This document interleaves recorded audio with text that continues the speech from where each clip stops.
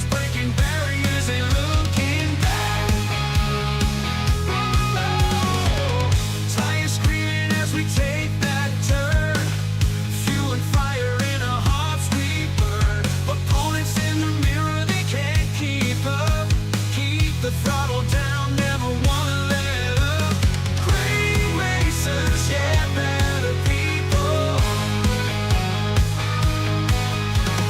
Rising like a phoenix, ain't no sequel.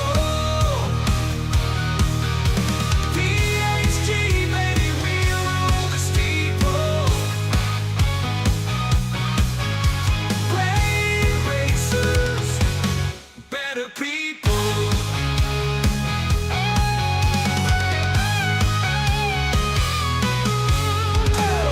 Team strong, bonds like no other. Brothers, sisters, ain't no undercover. Victory sweet, but honor even sweeter. Every race together makes the fight deeper. Crowds chant as the lights go green. Adrenaline rush, it's a traveler's dream. Might stumble, fall, but we rise again. For the banner of PHG flies our friend.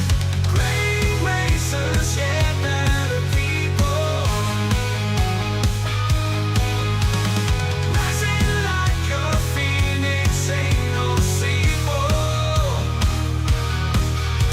PHG, baby, we rule the steeple.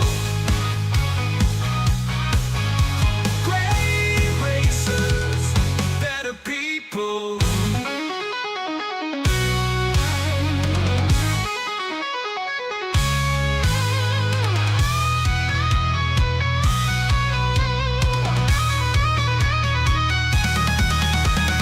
Great racers, yeah, better people. Rising like a phoenix, ain't no sequel. PHG, baby, we rule the steeple. Great racers, better people. Good racers, better people. Good racers, better people. Great racers, better people. Crowds chant as the lights go green. Adrenaline rush, it's a traveler's dream. Might stumble, fall, but we rise again. For the banner of PHG flies our friend. Great racers, yeah, better people. Rising like a phoenix, ain't no sequel. PHG, baby, we rule the steeple. Great racers, better people. Better people. Oh, baby. Better people.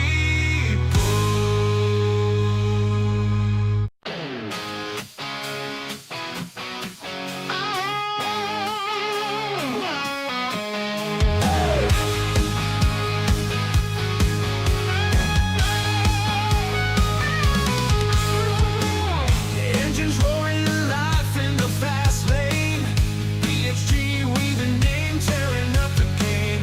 Thunder on the track, speed never go lack. Pushing limits, breaking barriers, ain't looking back. Tires screaming as we take that turn. Fuel and fire in our hearts we burn. Opponents in the mirror, they can't keep up. Keep the throttle down, never wanna let up. Great racers, yeah, better people. Rising like a phoenix, ain't no sequel.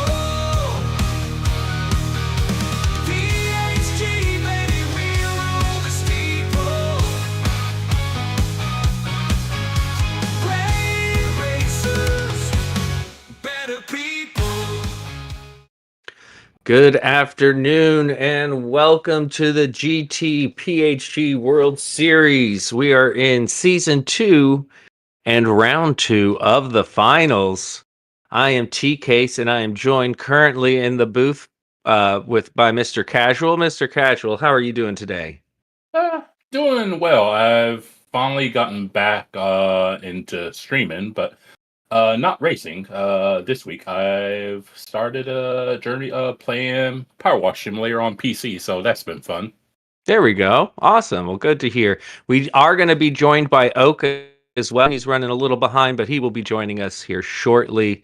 Um, like I said, this is the GT PHG World Series. If you are not familiar with this league, there is a link pinned in the chat.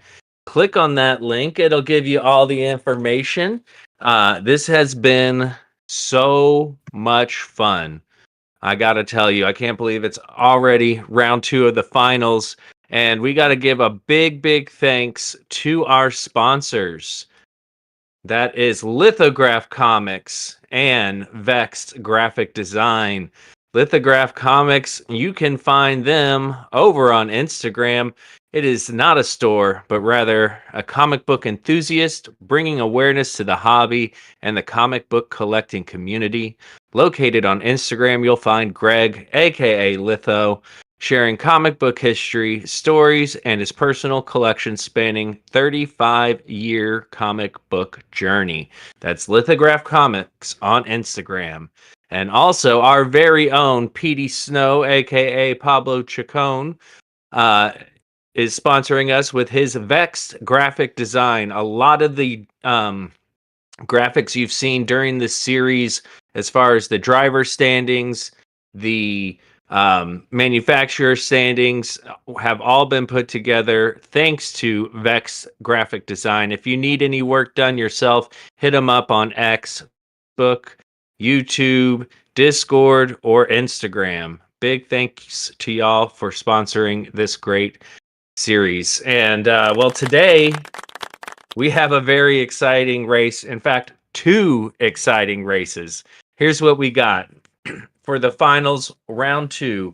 We are at Fuji Speedway, and we are here with the correct layout. That's right, I said it. Correct layout with the chicane. I absolutely love it this way. We're going to be doing 30 laps, 3 times tire, 3 times fuel, and the racing mediums are required, but all the tires are available for use. And they are going to be in Group 3 machinery of their chosen manufacturers. That's right, this is a manufacturer series, so everybody had to pick a manufacturer and stick with it. And this week we are in the Group 3. Let's take a look here. So now that we're in the finals, we have the manufacturer's standings have been updated. All the points from the season are gone, and now we're in the final points. And look at that, Mr. Casual. We have a 2, if I can speak, a tie for first. That's what I was trying to say, between Lamborghini and Genesis, both with 26 points. Are you surprised by that at all? You kind of figure Genesis was gonna be up there, but I would say Ferrari is not too far behind. But yeah, I was like, it was kind of nipped up between Genesis and Lamborghini last week, so it's kind of to be expected. And I guess last week was in the Group 4 machinery, which is why we're seeing BMW a little further down, considering how well they did during the season. I expect to see BMW to maybe make a few moves today, being in the Group 3. So looking at this here, we have Genesis and Lamborghini tied. Ferrari 1 point ahead of Mazda. Mazda and BMW are tied. Then we have Nissan tied with Porsche. Dodge sitting by themselves with 17 points. Then Honda with 13. And then we have another tie between Ford and Citroen. Got to say, Shazam doing a great job representing Citroen and doing double stints last week. And I believe he will do the same because he's the only Citroen driver.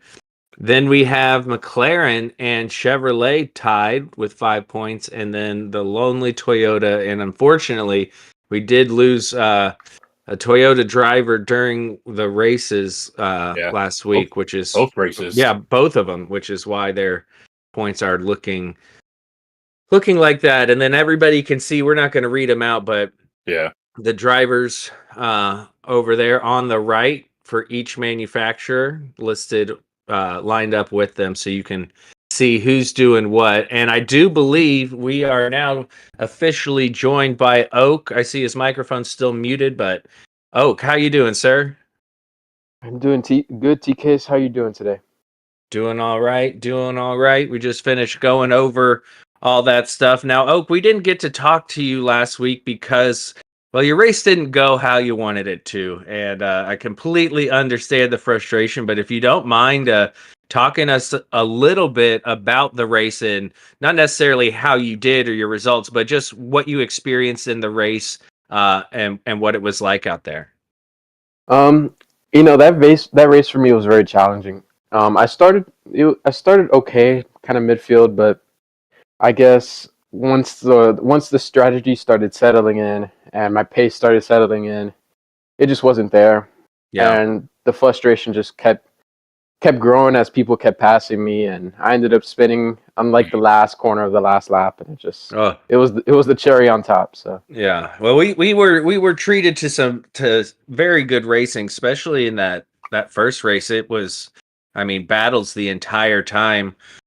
Was pretty exciting to see. I have a feeling today in the race we're going to get some more of that, as these are high caliber drivers, really pushing it.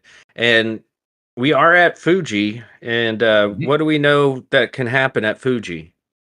Anyone? Yeah, Fuji's a very technical track, as many may know.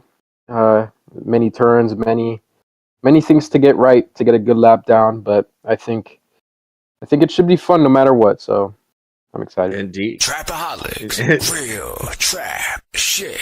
And we know that it can rain at Fuji, and we know that Shaggy is the rainmaker. So I expect it to be wet and wild, which I thoroughly enjoy. And we're in the Group 3 cars, so nobody has an all-wheel drive advantage. Yeah, some of the MR drivers might have a little bit of an advantage. We know that Genesis is a real handful in the wet.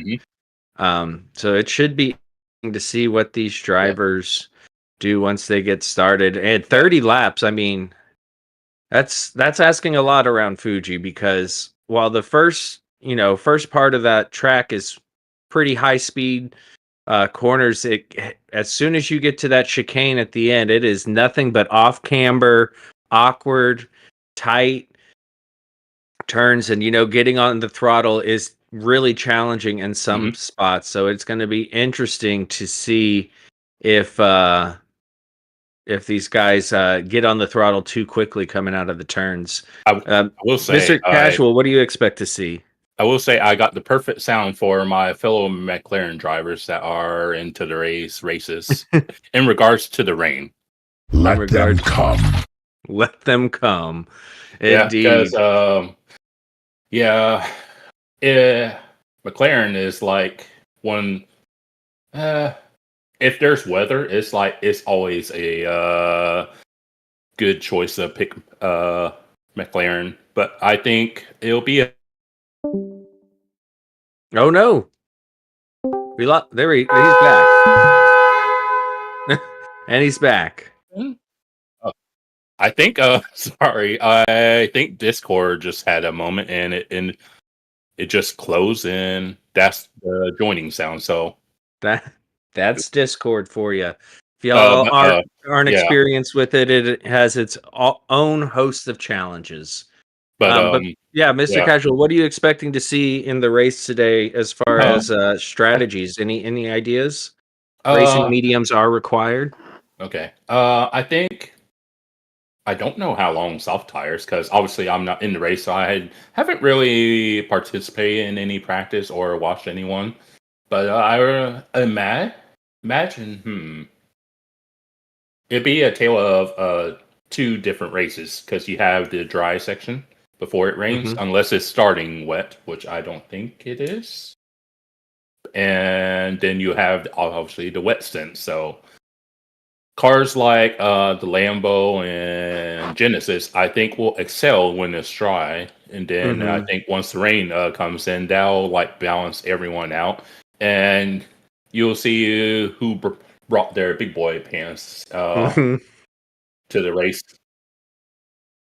So Yeah, I so hear, I think it's supposed to be about halfway, roughly, give or okay. take. Kind of depends on what the settings end up deciding on.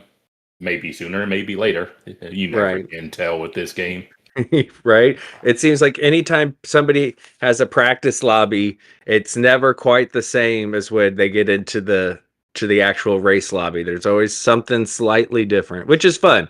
It's not as fun to know exactly what's going to happen, because in real life you have an idea, you have a radar, but you don't know exactly what's going to happen. Oh, did you happen to catch any practice lobbies or run any races yourself? Yesterday I ran about like 3/4 of a race. Hmm, And did rain did seem to come down towards the halfway point of the race. okay. Um, the only thing drivers really gotta be careful with is once that dry line forms, to be really careful around the corners. Yeah, Yeah.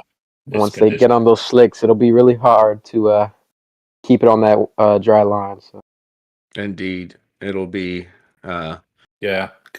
Because you'll very, be very tempted difficult. to push, and that's where you can run into trouble when you start being greedy and try to get more pace out of your car, and that where you drift that like quarter of your tire onto the wet stuff. Hmm. Especially on that long, long right-hander. What is that? Turn 3, technically. Um, that's going to be a really tricky one. One, in the wet, finding that optimal line in the wet, but then once it starts to dry, I imagine we're going to see some people run a little bit wide there, and then once you get off the circuit, it's going to be really hard to rejoin. I believe we're going to get qualifying underway here shortly. So that exciting. Looking Mhm, forward to seeing everybody's liveries. Everyone's done such a great job this season with their liveries, incorporating our sponsors as mhm. they come. Um, it's been really fun. And while we wait for that to happen, I do want to give a big shout out to Salamander, who is running the stream. He has done such a great job this season with production and helping us stay organized. So if y'all are watching and you haven't done so already, please like and subscribe. We would greatly appreciate the support. As drivers are now on track, we see Estasy in the McLaren, and then Pyro. Oh, I forgot Pyro's in on this good stuff. Fellow commentator, Mr. Pyro there in his black and red Genesis. And then we got Yeah. Sheldologist in the Fuji film GTR. Very Okay. very, nice, very fit for this track. right? Yeah. Shaggy Doo in his beautiful Ferrari. I love the pink wheels on there. And ooh, look at Miss Covington changing it up. Usually he's Yeah. purple and Reverse. black, but now he's purple and pink, and I Yeah. love that. He's mirrored, kinda. He still got his Yeah, beloved purple, but yeah, the pink yeah, does look good. that looks great. Papa Oso. Ooh, this is a cool Lambo livery, and I expect to see JK85 in a matching one. Kind of Just reminds me of DDE, Slambo color, that orange. uh-huh. Krispy Kreme. Uh-oh. I like that slowpoke rods with the Mexican flag colors. Then we got the cornbread in the Patronus Okay. RX-7. We got banana with the does that say tacos on the side? Oh, I Yeah. think it does. Hey, I don't know if you guys It know does. this. I love tacos. And it doesn't have to be Tuesday. And it's taco every day. And Fernando in the Johnny Walker Corvette. Jersey in the F Cancer Mobile Supra, that is. Saw Pyro, and then Shazam! Ooh, in the Klondike bar. I like everybody's getting on that CBR trend of let's put food on our cars, because what isn't better than food? My favorite is Reese's. Oh, yes. Now, do you put your Reese's in the fridge or freezer, or do you like them room temp? Well, the Klondike Reese's. Oh, I didn't know they did that. Yeah, they do have Looks a like Reese's Klondike. I might need to try that. So here we are. All the drivers are on their hot lap, and they're all very close together. That makes this final sector that they're in a little challenging, because these cars do require some downforce. Yeah, Shaggy's going to be the first across the line. Looks like Pyro has a half-second penalty as well. Oh, okay. That hurts. So Shaggy Doo first across, missed in P2. SSC goes into the pits. Papa Oso up to P3. Okay. And Shaggy's still maintaining that P1. Banana up to P3. So we're looking at a 139.784 is the fastest lap. That's a great way to start. Yeah, Covington's only that's a 10. 300s off. And it looks like Cornbread just went purple on lap 3. Shaggy Doo coming around to the best part of the track, the chicane. Fun fact, I've actually raced against Cornbread directly over the years, apparently, in the official World Series, because I've seen the name Conflict before, and then when I actually went to add Cornbread, I was like, oh, very cool. That name. And we've seen a couple purple sectors going up here. Shaggy was on a purple one, Banana on a purple one. Shaggy finishing out. And here's another area, I think, when the wet to dry starts happening, we're going to see some struggles. It's just they're awkward corners, and I think that's why I like it so much. I like when you have to dance a little bit on the throttle, and you definitely need to do a bit of dancing through there. Yeah, that final sector in those mixed conditions is going to be spicy at best. Shaggy and Mist. Looks like everybody's coming in the pits. Cornbread's going to stay out, as well as Banana. See their tire wear after basically 3 laps. It's like, oof. So I doubt we'll see the softs in the race based on that. And we did see that a couple times in this series of drivers who kind of their race was ruined, so they do pit for the softs at the end just to get that fastest lap point. Sheldologist up to P4. Yeah. So Shaggy's still dominating this one. And ooh, look at all that traffic coming out of the pits. That's going to mess some people up, like SSC. Even though I'm rooting for McLaren, I think the GTR might have a pretty good shot here, because that's a handling car at its core. So this could be a good track for it. Yeah, I do remember in past dailies when it's been Group 3s around here that the GTR was definitely strong. But I think when that rain comes, I think Shaggy definitely is going to have the advantage in the mid-engine Ferrari. Yeah, I never have tried the Ferrari in the wet. I've only ever heard about it and kind of seen it on occasion. But I myself it's good. I think I prefer the Porsche in the wet over the Ferrari, but I think it does a great job. I've never been a fan of the McLaren, so when it comes to the MRs, I usually go Ferrari or Porsche. See what Cornbread does as he is about to finish his lap, or does he come into the pits? He does. Yep. Yeah, gonna need that rubber. As to see, he ended up in a bunch of traffic, but and he runs wide. Is that going to be a track limits penalty? Well, yes, it is. Oh, and Slowpoke Rods does the same. Fernando going into the pits. Yeah. So unfortunate for SSD and Slowpoke Rods. Shaggy's current lap, his lap counter on right is in red, so this current lap for Shaggy's not going to count. That is unfortunate. Sometimes in the lobbies, maybe. it glitches like that, so it's not the most reliable, but typically you are correct. He had a purple going through Sector 1, so we'll see. Oak, anything standing out to you so far in this qualifying? Not really. I mean, the only thing really that's standing out is just the amount of space that these drivers are giving each other. It's still pretty tight for qualifying. So yeah, if they run into each other, it'll get interesting. As we see, Mist up almost half a second. Yeah, but here's where you can easily lose time. Banana up 1.5 tenths in the Taco Mobile. Coming through this Papa Oso Sheldologist. Sheldologist on his out lap.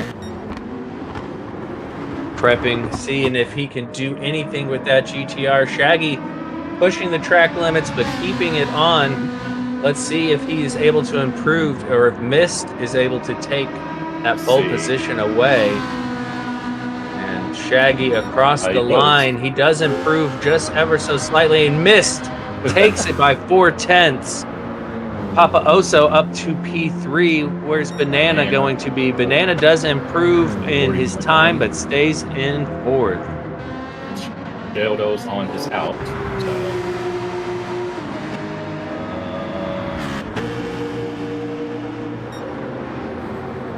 Let's see.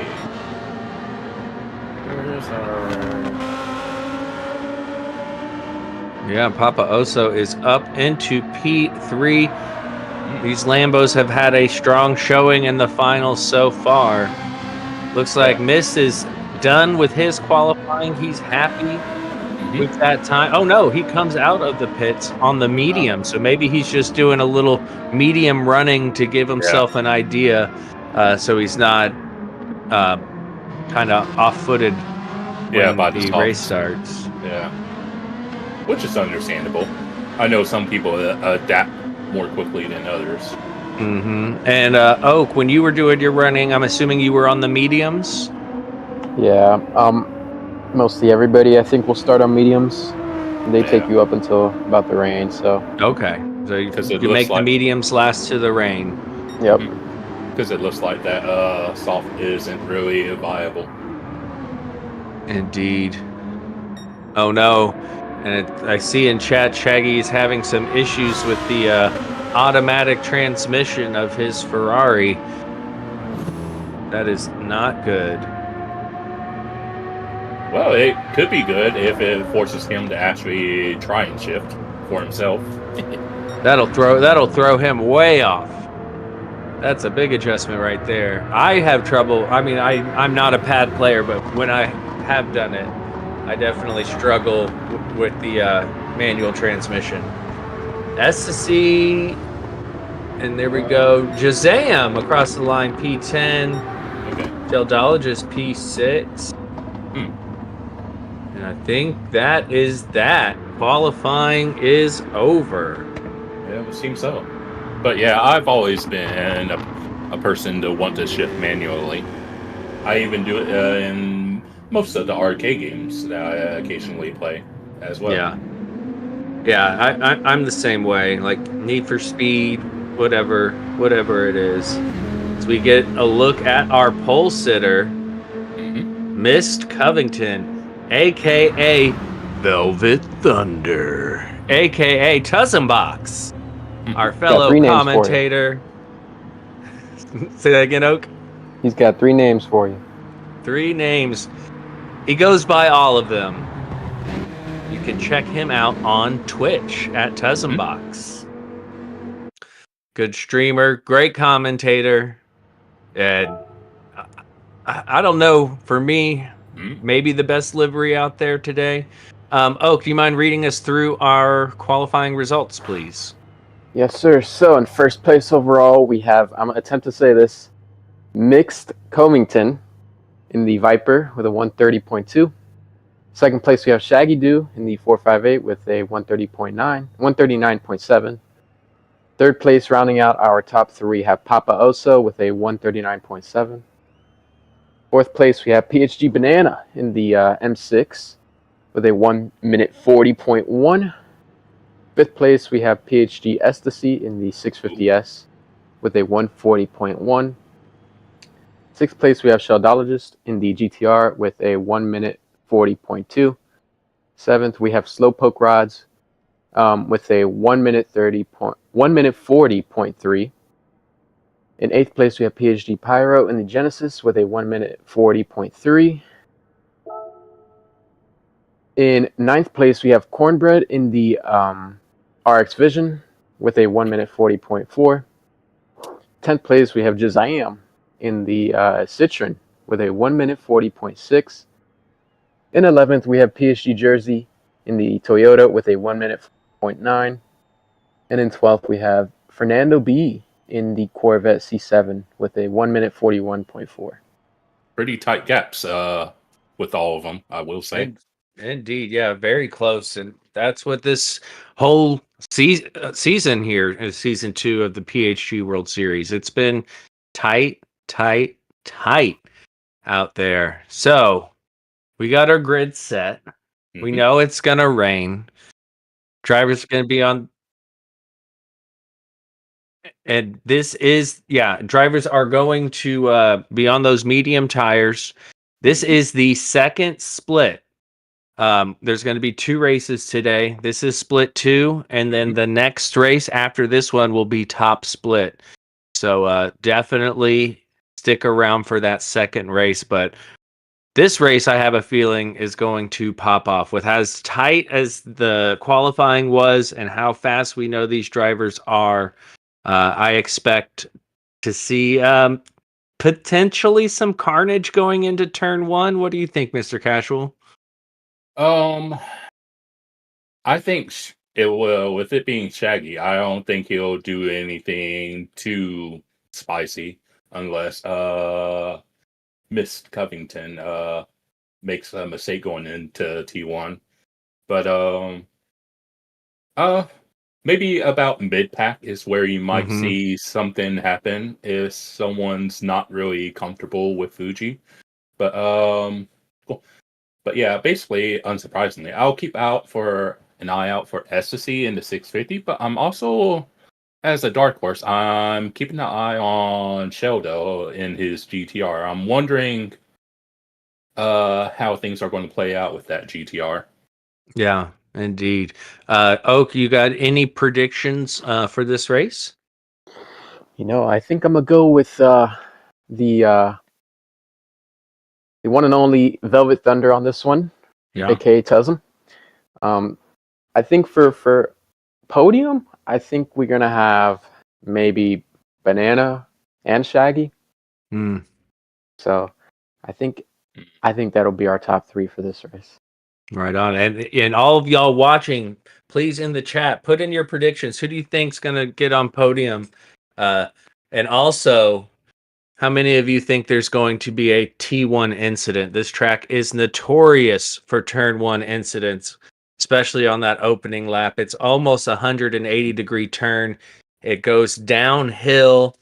You got that horrible green stuff on the outside that can easily spin you around. I'm curious what everybody in chat thinks. By the way, TK? Yes. All cars to grid positions. All cars to the grid positions. Indeed, right. We are about to be underway. I am looking forward to seeing how this one goes. All right. Whew. Let me catch my breath. Let me get ready for the excitement. Good luck, everyone. Good luck to all the drivers up there. I see Papa Oso in the background. I see Banana in the background. We are on board with Miss. All lights are on. Now all lights are off, and here we go. Looks like he gets a good start in that Viper, and further back I see some movers up there. Sheldologist getting past Banana, coming into turn 1, and Papa Oso and Sheldologist, they're 3 wide back there. Looks like Shaggy Doo is able to maintain P2, and Sheldo up to P3. That was an incredible move. There was hardly any space, but Papa just gave Oso out left mid-pack. just enough. Coming in, and it looks like we are single file now further back. Everybody's driving smooth, and I think you called it, Mr. Casual. Sheldologist making moves in that GTR. Yeah, it's like that's why I was keeping an eye on him. I was like, I think he might have something in. I did say mid-pack. Mid-pack indeed, and it looks like Banana able to get ahead of Papa Oso. Papa Oso falling back to P5 from P3. That is an unfortunate start for him. Banana able to hold on to P4. He lost it early on to Sheldo, but is now clawing his way back. But Papa Oso not giving up at all. They're going side by side. Banana on the inside, able to pull ahead of Papa Oso as we come up, almost finished with lap 1 here. Looking pretty incident-free as we come up, and Papa Oso now has the inside. Can he get his foot on the gas quick enough? Yes, he can. It is a drag race for the end of lap 1 down the start-finish straight, and it looks like Slowpoke Rods there getting a nice tow from Banana. Jazam further back and Estasy all in the slip. Papa Oso staying on the inside. Slowpoke Rods trying to decide what he wants to do further back. He's going to stay on the racing line. He is not under threat. Banana going to have to concede the position. And it looks like, oh, he runs wide. He runs wide. Papa Oso now up into P4. Banana now under threat from Estasy, who has made a move on Slowpoke Rods. They were momentarily 3 wide at T1. Slowpoke and 2 others. So yes, indeed. Yeah, that would have been Estasy and Jazam back there. As we see further back, Jersey getting by Jazam, or no, not getting by Jazam. He is in Jersey in P9. Yes. That was Cornbread, okay. And it looks like Jazam making a move on Slowpoke Rods. Ooh, and a bit of contact as they go into the chicane, and Estasy off the track as well. Can he keep it on? They are tight. There's not much room getting through that chicane, and that is allowing Jersey now trying to go around the outside of Jazam. It is non-stop action here at Fuji. Cornbread now putting a move onto Jersey. Cornbread on the inside. Looks like Jazam is no longer under threat, trying to take his move to Estasy. Jersey, and Cornbread up the inside. Jersey gets a little wiggly, and that is allowing Fernando Button to gain a position. So unfortunately, Jersey loses out 2 positions there. Going back up front with our leader, we have Mist, followed by Shaggy Doo. Shaggy Doo applying a good amount of pressure. Sheldologist in P3, followed by Papa Oso. Papa Oso still ahead of Banana. Then we have the battle for P6 of Slowpoke Rods, Estasy, and Jazam. Lots of pressure here. Not the best overtaking spot. And then we have Cornbread fending off all those drivers for P9. Yeah, I was going to say, once it's settled down just a tiny bit, that's the thing about the last turn, is there's 10 different ways to take the last turn, and none of them are wrong, technically. Yeah, exactly. And it really depends on what car you're in as well, because depending on how you can get the power down, and it is such a long straight that it is very important to get a good exit. We look at Slowpoke Rods. Still in P6, coming up the hill. He's got Jazam and Estasy battling it out back there. It is towards the end of lap 3 of 30. I wonder who's hungrier between... Looks like we've got Papa Oso looking for 3rd now. Papa Oso is hunting down Sheldologist, getting a great exit there, really applying the pressure. Looking like all the drivers are on the mediums from what I've been able to see. Looks like they're working together. Indeed, and that is a fastest lap from Papa Oso. They are flying. He's going to work and then come out and try to go for a dive up the inside. Not going to work. Sheldo got him up the inside on the first lap. Papa Oso being patient. If they can work together, you know, they can catch up to Shaggy and Mist. They don't want to see those two drivers running away, as Papa Oso's still going fastest. And it looks like Banana now catching up a little bit to him, seeing the power of that BMW M6. Settle down. Spot on with my GTR Dark Horse. Indeed. S2C NP6. Slowpoke Rod's now NP7. S2C running a bit wide there. And then we got the battle for P9. Jazam getting hunted down by Pyro. Banana is on a purple, by the way. Oh, yes, indeed. Pyro flying right now. Doing everything he can. Yeah. Trying to get around, but Jazam is putting his Citroen in all the right places. Yeah, that Citroen ain't a narrow car. No, it's not. And oh no! We see our first accident of the day. Not quite an MDK, but that was not good from Pyro, as he it looks like he just got on the throttle a little too quickly. Let's take a look at this again. Did he give him a little bump? Nope, that's one of those corners. If you accelerate too quickly, it's off camber there.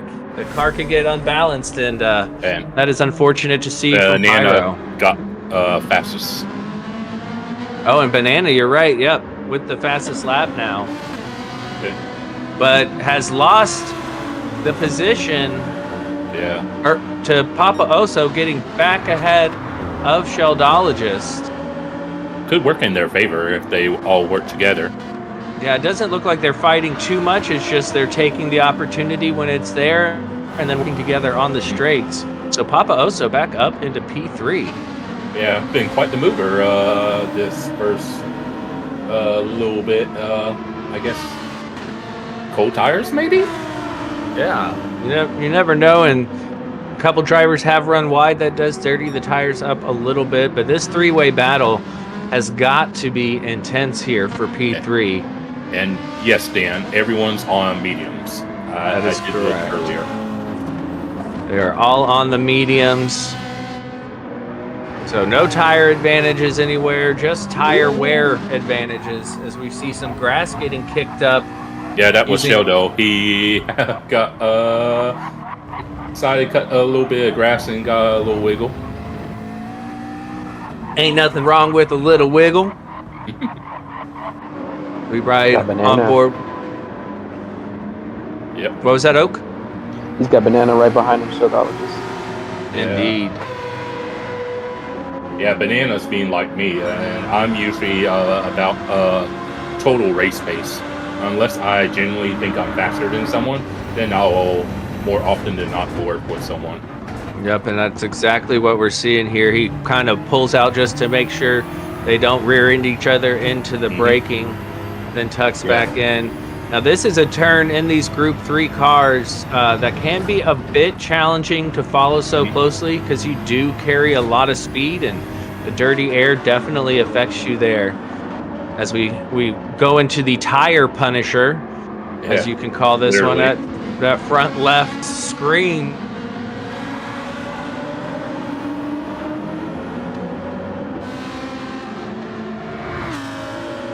Here. Yeah, he kind of inadvertently went for a little bit of a move and ended up tagging Sheldo a little bit, so he backed out and let Sheldo gather himself. Great sportsmanship. We love to see it here. PHG, great racers, better people. A lot of great sportsmanship we've seen this season. It's been great to see. So Banana P5, Sheldo P4, and look at that. The two of them with their little incident has allowed Papa Oso to kind of run clear of them. Yeah, looking at their tire wear, and unsurprisingly, that Viper's left front isn't enjoying life already. Oh. We'll take a look at everybody, see how they're doing. So Miss still in P1, front left. Yeah, not looking great. Shaggy Doo in P2, front left looking better. Yeah. Then we got Papa Oso, great tire wear from Papa Oso in P3. Banana a little worse, and he is ahead of Sheldologist. So they swap positions going into turn 1. So that puts him up into P4, Sheldo in P5. As they continue to battle it out. S2C looking good. Yeah, the MR cars are definitely having better tire wear. That is for sure. Slowpoke rods, and then you know what? Cornbread's tires look pretty good for being an FR there. Citroen of Jazam. We got Jersey. So from what we've seen so far, it looks like Mist tires are looking the worst out of all of them. And Pyro trying to catch back up after that spin. So there we go. Mist leading the way, clearly pushing. He's feeling Shaggy's presence. You can see, I'm sure he can see Shaggy in his mirror this entire race, and that is never fun. Because I'm wondering with that detrimental tire wear, if you see it's getting cloudy, but I was like, I wonder if he could maybe box early for softs. Possibly. I'm not sure how long a pit stop is, but he would have more pace out there on the softs. Heard that rain's about halfway, and that tire's already at halfway. So, now we do know Mist is a very skilled driver and has been known to push those tires, but you know he's trying to hold on to the lead with Shaggy, whose tires are looking a lot better. So that is a viable strategy. And good observation out there, seeing how it is getting darker. As PHG Jersey would like to get by Jazam, but we've seen how difficult it is for drivers to pass the Citroen. The last driver to attempt it and spinning out. So we will see if Jersey is able to do anything here.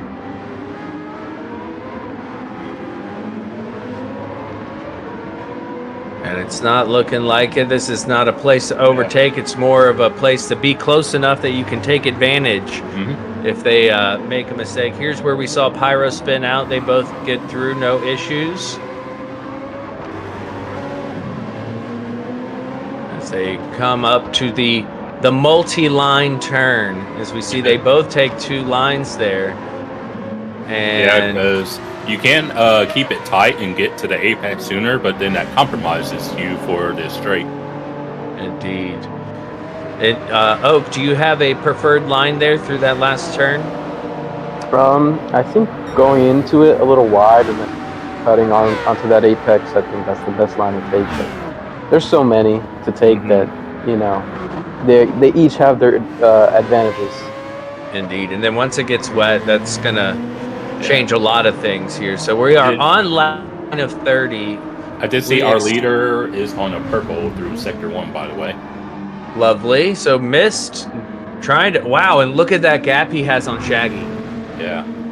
The bigger the gap, the better. Yeah, that happened in a matter of a lap and a half. We were not away from him for that long, and they were within like 1.3 seconds not long ago. So Mist really pushing it, especially if he thinks he might have to pit before the rain comes. He needs as big of a gap as possible. I see Kato's not necessarily wrong. He said that's a Viper. Red tires are normal.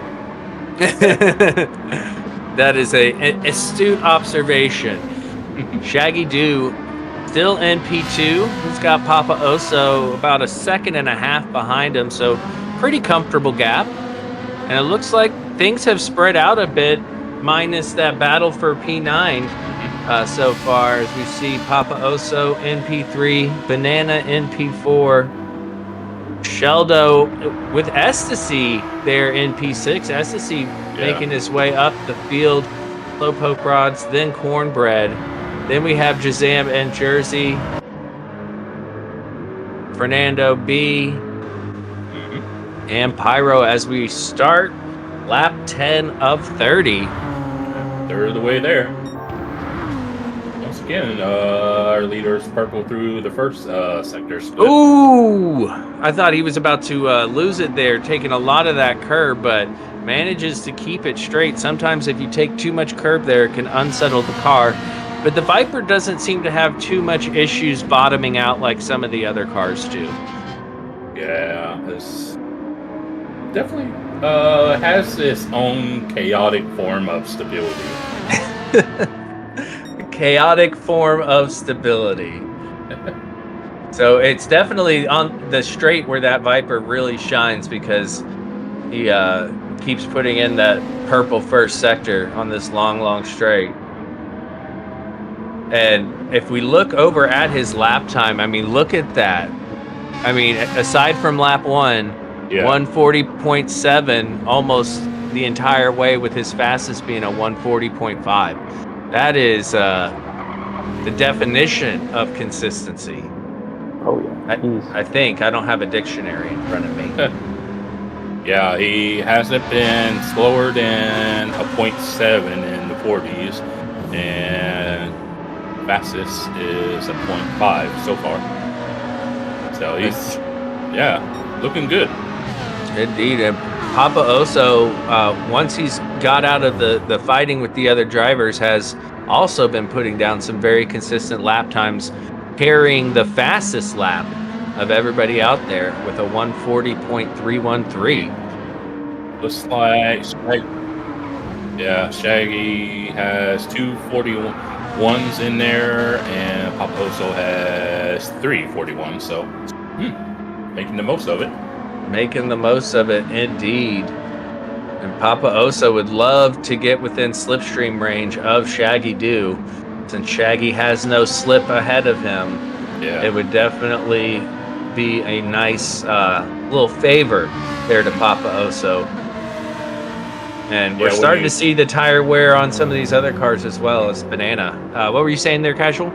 I was going to say, when you think about it, the Ferrari is kind of essentially another side of the McLaren. It's like Mm-hmm. it excels in the wet, but it's like average, I guess we'll say, in the dry. It's not horrendous, but it's not necessarily going to be the OP car. Exactly. And another big difference is you really rev out the Ferrari, and the Ferrari is a little more oversteer, whereas I believe the McLaren's a little more understeer. Yeah, I guess it's just how that car is made. It's like both cars are on the understeer side, so. And we see SSC getting a better run out of the final turn, but choosing to work with Sheldo. We know that GTR has the straight line speed. So SSC just using that to get a little bit of overspeed. He's going to go for it up the inside of turn 1. Sheldologist leaves the door wide open, maybe going for a switchback. But oh no, SSC carrying so much speed, misses his braking point, goes straight on, and Sheldo says, go ahead. Just go ahead, sir. Hopefully we can get a replay of that and see what exactly happened to SSC. Looked like he just, when you're he's carrying so much more speed than Sheldo is, and sure enough, he tries to go late on the brakes. He made it to the apex, but he just then kept going, and thankfully did not spin out there, getting back on the track. And I do want to say big thanks to It's Just Carl. Thank you for that $4.99. Good to see you too, bud. So S2C having to tuck back in, continue on 6th run as we see Slowpoke Rods hoping to take advantage of that mistake and close the gap. And it looks like Papa Oso may get a little bit of slipstream now. Maybe. If he can get that exit. No, he does not get quite the exit he needed. Looking at that Viper's tire, it looks like it's about, maybe 40%? Maybe.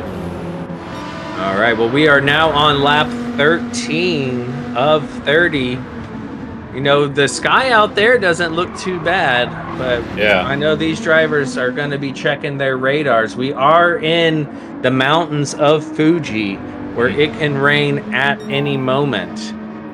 And See, another some purple 41. sector. Yeah. Yeah. Shaggy Doo still in P2, able to maintain that gap on Papa Oso. And Mist able to maintain that 3-second gap on Shaggy. That front left is definitely a bit eye-opening for our leader, but Indeed, Banana's it'll not stay close. looking great on that tire wear either, but definitely doing better than our good friend Mist. Let's see here. Yeah, if anything, it looks like the weather is actually cleared out. Cleared out a bit, and Ecstasy has a half-second penalty there. That is unfortunate, and this penalty line is on the start-finish straight. Am I correct? Yeah, Oh, and another is. penalty up to a second. This is going to hurt Ecstasy a lot. This is not good because he's got slowpoke rods right there and not too far behind. I hear that screaming RX-7. Yeah, with that 1 second, he should have it served after, I think, Slowpoke gets past him. And we're seeing has pitted for the racing softs. He is on his outlap. He did not feel comfortable. So this is just what you were saying. Some drivers might go for it. He's got nothing to lose back there. And look at, speaking of losing, Ecstasy losing 1 spot, 2 slowpoke rods, but looking like he's far enough ahead to keep Cornbread at bay. Let's see. Oh, that's quite the weather change. I'm looking at the sky again, and now it's starting to get hazy again. Make up your mind. Make up your mind. Well, when you live on an island, that's kind of the case, especially an island full of mountains. You never know what you're going to get. Jazam still in P9. No one's been able to get by Jazam.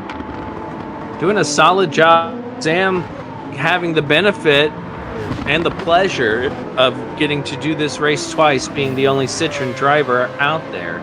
Yeah. So he will be in this race and next race, which is a good opportunity for him to get some good points and some good experience. If anything, he's going to be a better driver after these finals are over, just because of how much time he's getting behind the wheel.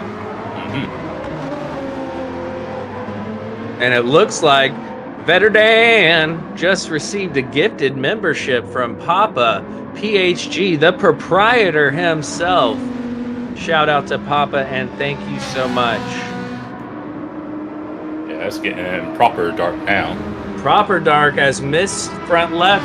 I mean, he feels he's got another lap. The gap has come down ever so slightly. It is now under 3 seconds. So he's slowing down. We see Banana in the pits. I think it's time for drivers to get to some wet tires. This may be a bit premature, but Sheldologist in the pits as well. I don't know. Because it's not even, there's nothing on the graph in the bottom left corner. Yep, there's no rain as of yet, but they might see the radar and know something we don't, or they just did not feel comfortable doing one more lap. If they felt like they were losing time, which if you look, Pyro had, and it is dark out there. Banana going on full wets. It better start raining soon, or those wets are going to get eaten up. I don't see any rain or windshield wipers. That rain, that radar is showing rain now. Okay. Should be coming up soon. And at any moment, Pyro choosing. Wow, it is dark. Pyro choosing the inters. Fernando done with his soft lap. He's going to put, I imagine Fernando goes full wets in that Corvette. I think some of the MR cars, you might be able to get away from it. As we look in the bottom left-hand corner, the moisture meter is rising. And there it is. It is wet. Our leader mistimed it perfectly. He definitely lost a lot of time there to Shaggy and Papa Oso. But he's still able to maintain his lead. But these further back cars trying to get through. Cornbread in P5, Shazam in P6. It is wet out there, slipping and sliding, but it looks like they're going to make it. This is an interesting pit entry as well.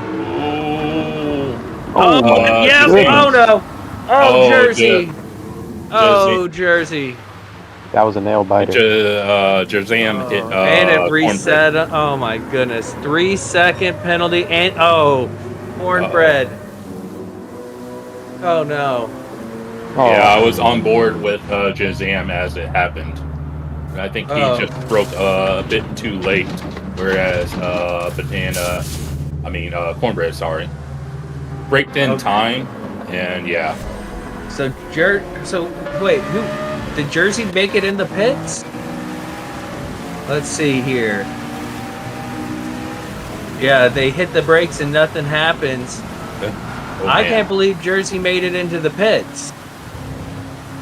Banana gets up there. Yep. He's able to keep it. Oh, well done, Jersey. Well done. You made it in there. That was rough. Cornbread. Yeah, I was going to say I feel bad for Cornbread. Like he did the right thing in braking early. It just didn't work out. So yeah, he is just gonna have a painful. Oh, Cornbread. Yes, surfing out there. Oh my goodness. Yeah, I was going to say he might need to just leave it on auto drive. And pray that auto drive can do it. I don't know. I've spun out in auto drive before. It can happen. Yeah. Missed on the full wets with a much better lead than he had when he went into the pits. Taking it easy and no traction control from Mist either. Papa Oso and Shaggy on the full wets. Banana on the full wets because it is in full wet territory as Slowpoke Rods gets ahead of Sheldologist for P5. Unless it's showing me misinformation. I see Shaggy on enters. Oh, Shaggy on the enters. Thank you. Yeah. I was thinking of Banana. Banana was on the full wets as well. Yeah. So we see there Shazam now up to P7. So some of these drivers that staying out one lap has worked in their favor. SSC now going to serve a 3-second pit lane penalty and get going. SSC now in P8. It is wet. I wouldn't blame Cornbread, but I wonder if he'll just park it in the pits. Yeah, because he's last now. That's going to allow Pyro finally able to get ahead of Jersey after Jersey serves his penalty. Yeah. Slowpoke Rods still in P5 on the full wets. As you look in the bottom left-hand corner of the screen, you will see that blue bar. When it gets in that top third section and turns a darker blue, that generally indicates full wet tires versus intermediates. However, once the track starts drying out, the intermediates are definitely the tire to be on.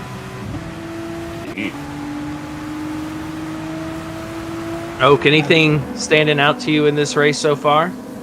I think mostly it's the intermediates that Shaggy took. I think once it turns dry, I think it'll be significantly better than the full wet tires.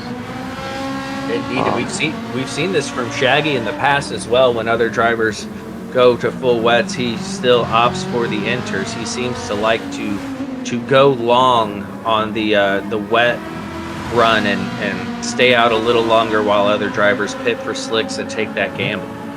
Yeah, he's definitely lost a bit of time to the wet tire behind him. Yeah. And in front as well. Yeah, Mist is now 4 seconds ahead. Papa Oso still only a 1.5 seconds behind, so that gap is maintained pretty steadily this race. But then a big old gap back there to Banana in P4.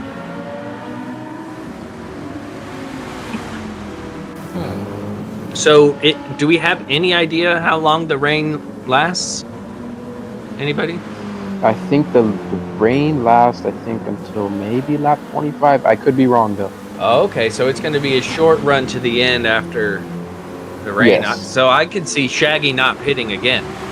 Yeah. Because those enters, if he can just keep it in a wet area, this could be a huge play for Shaggy in strategy, doing something slightly different than the others around him and allowing him an advantage. It just depends on how long the tires last, because they do, as soon as it starts drying up, boy, do those tires get eaten away. As Shazam in P6, he's had a really great race, really. I mean, he was in P9 for almost the entire race until the pit stops started kicking off, and looking really good up in P6 as Slowpoke Rod's in P5 in the Mexican Krispy Kreme. We have a rule in my family that if the light is on, you have to stop. It doesn't matter. You got to stop. If the Krispy Kreme light is on, you are pulling over and you are getting a donut. And it looks like Slowpoke Rods and Shazam getting a little squirrely here. Yeah. See if he's able to take in a bit of curb. Oh, the curb is wet. Good save by Shazam as he continues. Yeah. Wonder if any of them will be taking dry lines, or sorry, wet line. Wet line, yeah. It's so iffy, and I know it's changed quite a bit with all the different physics changes. I feel like unless you're confident and you've done enough practice, it's best to just kind of stick to the line that you know. But obviously, these are the elite here. As we see, Cornbread finally gets into the pits. Thank you, Cornbread. Our hearts go out to you. And you can see how low he was on fuel as well. He's at 13% of fuel.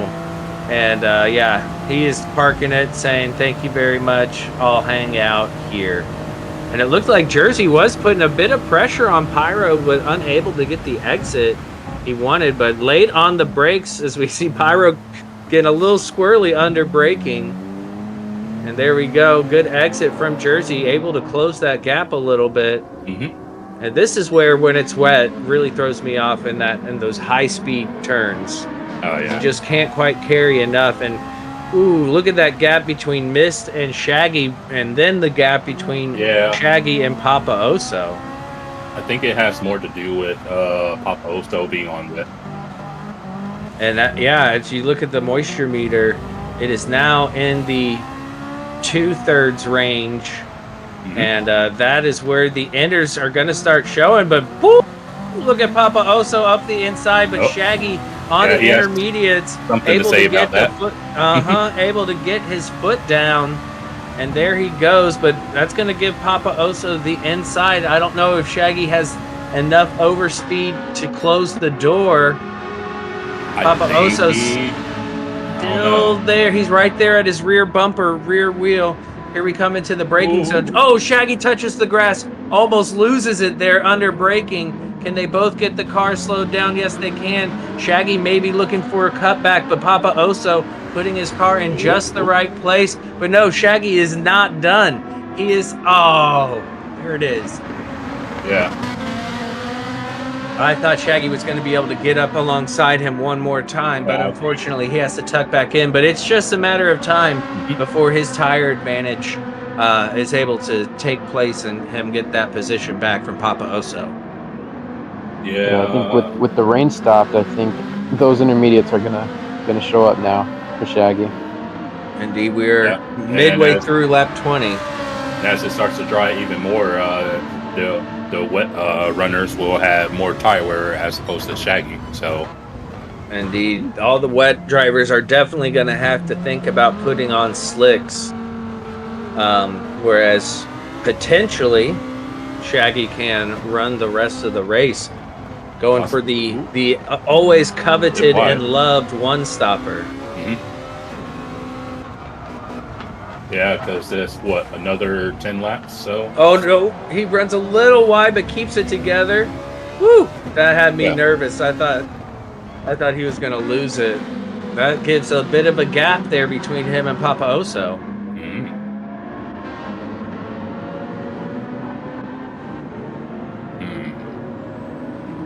Dan is saying Shaggy tried the one stop and it didn't work. But do you really believe him? Or was he keeping his cards close to the chest? got Look back banana on and a board. bit of Yeah. got banana and a bit of no man's land. Mhm. Say 7 seconds in front, 4 seconds behind. So Not a bad Nothing. place to be, sitting in P4. Him and Mist, Definitely. both kind of in no man's land, except for Mist is winning the race. Yeah. So it's a little bit better Yeah. for him, but Banana looking good sitting in P4. Yeah, I would say it's still kind of too early for anyone that's going to pit for slicks. Yeah. Probably another lap and maybe.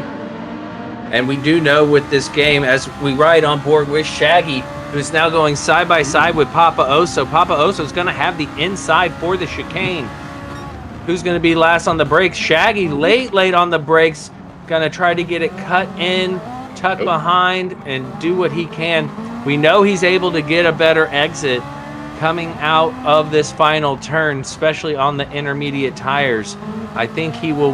Well, maybe he won't wait. What do I know? Shaggy forcing the issue, riding on the curb. Plenty of space given by both drivers, and there we go. Shaggy didn't want to wait. He said, "I'm doing it now." They are scrapping right now. And Papa Osa, once that spot back, he knows he's going to have a disadvantage as this race goes on. And it looks like Shaggy is pulling out ahead. What I was going to say is one thing we know about this game is the front runners are drying out the track for the back runners. So we could see maybe someone like an Ecstasy back there in P8 box a little bit sooner than some of these front runners because the track will be that much drier for them. Yeah. Shaggy Deuce still in P2, Ecstasy back in P8. It looks like a bunch of drivers, actually, as we look at the map and everything. It's pretty spread out there. Of course, we have our one driver chilling in the pits, but everybody else at the moment really running their own race, which you got to say in the wet like this, you'd much rather be running your own race than doing what Shaggy and Papa Oso have been doing and battling it out. But you'd also... Jersey. Yeah, I was just getting ready to say, I think if I was in this race, I would pit this lap, and lo and behold. Wow, lo and behold, it's like you play this game, Mr. Casual. It's like I have a hobby of sorts. Of sorts, indeed. Well, there we go, and well, no, he'd probably still do mediums. Yeah, medium tires because Just that's needs just to too be many careful. laps. Oh, the pit, careful, it's Jersey. so scary. Oh, My hands are on my face like Home Alone. And PHG Well- Jersey, you know what? That could have been worse. yeah, it's not the worst That could have been worse. So good on Jersey, keeping it together. And there we go. Miss Covington. Oh, little fake out. Little fake out. Trying to Stays get out. all that rain on the ground. He I doesn't think it's want down to 4 risk. seconds now. Yeah. It was 6 seconds. It was 6. Yeah, Shaggy is moving. He's putting a gap on Papa Oso. As we see Banana, he is ready. He's going to be a gambler. Slowpoke Rods goes in. Jazam stays out. We got more drivers going in the pit. Sheldal into the pits as well. Yeah. You gotta be Imagine- careful on pit exit here. Yep, Yeah, I we was going saw to what say. happened to Jersey. I'm going to keep an eye on those that went in, see if anyone has any hiccups, like Jersey did. And here we are, our first one out, Banana. Yeah, And he get on the Banana brakes. knows better. Yeah, it's just so hard to get the car slowed down. He does it, and he's on racing softs. Yep. Slowpoke Rod's on racing softs. That's I feel like that's a tall order. Pyro also on the intermediates. Okay, so Pyro's going to extend his run. Okay. Based on what we saw in qualifying, what do you think, Oka? Are the softs going to make it? I think they'll make it to 7 laps, Oh. but I think it'll be pretty close, honestly. I wouldn't be surprised if those softs by the end are done.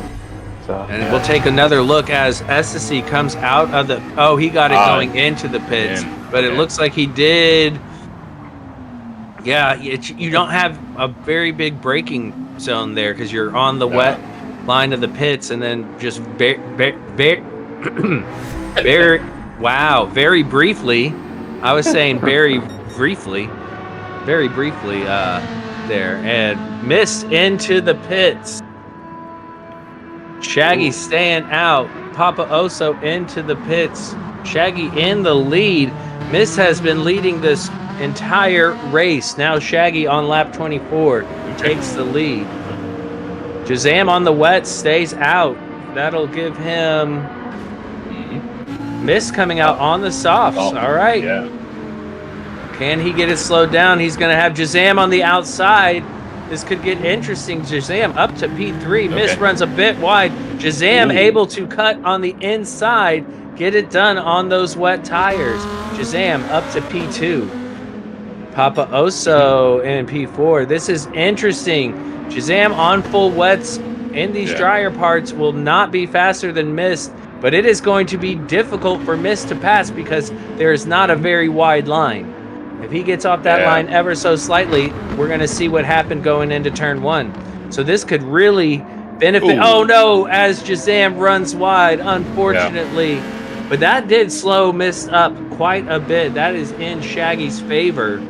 Having that marker right there get in his way for half a lap. But good for Jazam up to P3. Let's take a look at this again. What happens to Jazam? He just... Oh, it looked like a slight tap as he braked earlier, then missed. It could have been a little netco, but those are definitely two different braking points in the dry on wets versus softs. Shaggy is in. Shaggy is in. So the idea of the no stopper has gone out the window with Shaggy, but we still have Pyro out mediums. So here comes Mist coming around the final turn onto the straight. It's been a fairly clean lap. He did have to deal with that traffic of Jazam. And I don't know if he actually crossed the line, but the entry was a little sketchy. Little sketchy entry from Shaggy Doo. What is going to happen as Shaggy is coming out of the pits side by side? Mist gets back through. Can Shaggy get it slowed down into T1? Yeah. Going to have slightly fresher tires. Shaggy goes deep, but keeps it on the track. That is Mist Covington back into first place. Ooh-wee. You said it, Casual. Ooh-wee. What was that, Oak? I think we've got everybody at this stage going on slicks. On slicks, and it's looking like soft slicks for the most part. Yeah, I think we do have one medium runner, though. It is Jersey on the mediums. Jersey, and Jersey was the first. No, he wasn't. He went in with that crazy cluster of pit stops. It was Fernando was the first to. No, yes, but he had already pitted. He'd pitted twice already. Pyro in P9 on the racing softs. Jersey is on the mediums. Indeed, Fernando Button on the softs as well. Yeah, everyone's kind of out on their own island for the most part. Indeed, you can see Shaggy keeping Mist Covington in sight, and we saw the tire wear on the Viper versus the tire wear on the Ferrari. So come the last lap of this race, we might see advantage Shaggy if he can keep it close. Yeah, Banana's not too far behind Papo, so it's a little under 2 seconds right now. So it's just a matter of who's more comfortable.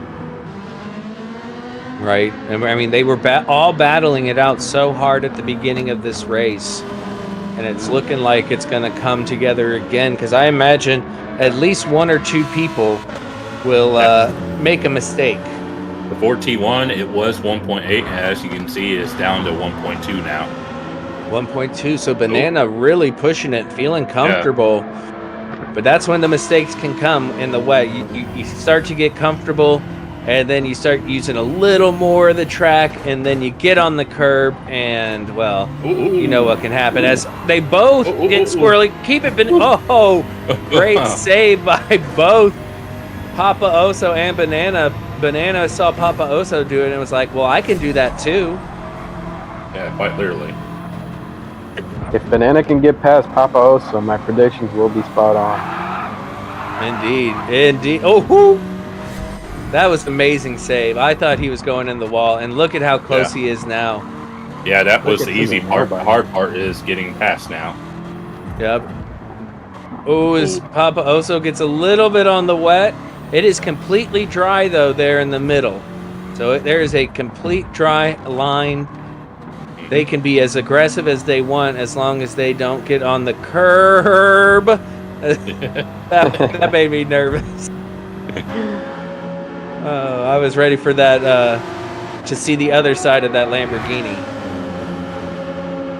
Looks like Papa Oso trying to cool off his tires to make them last a bit longer, hopping over onto the wet. We talked about that in our last wet race, whether that was... a little bit of contact there between Banana and Papa Oso under braking. Looks like Banana is going to go through.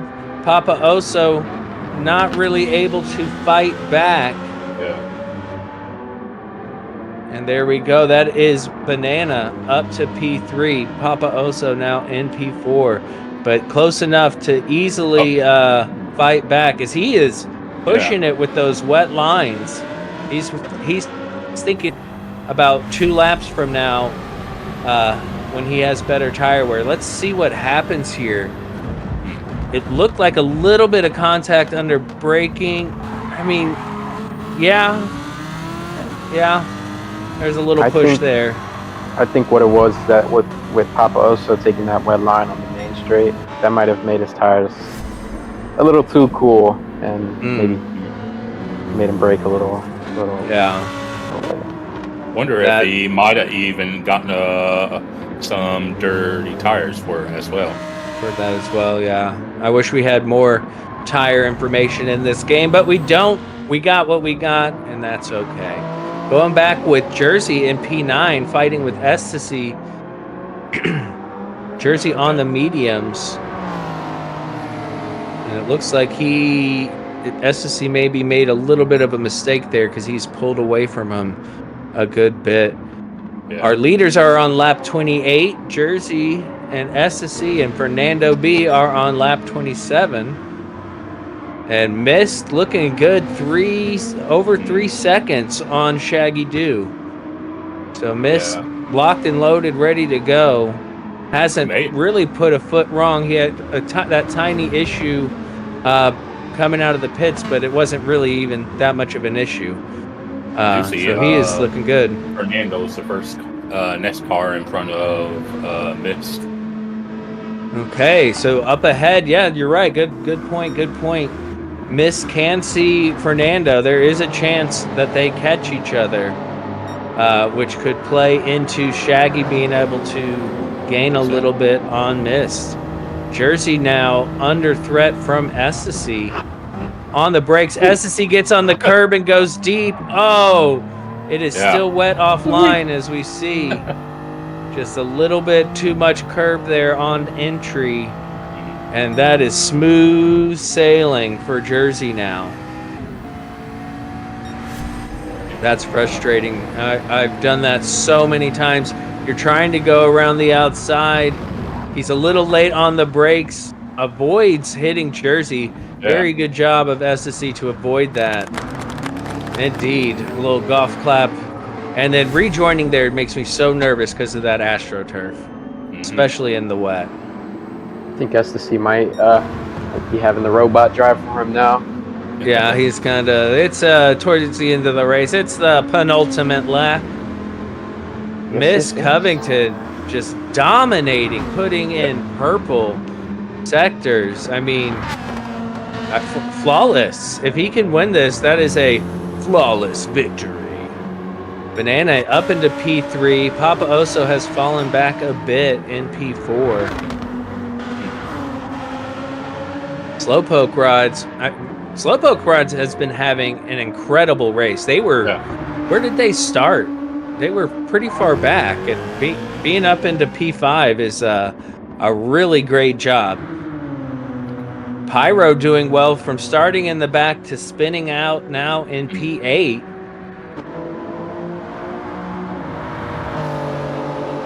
Looking very good. SSC now back in P10 as SSC opts to take the cornbread method and call it a day.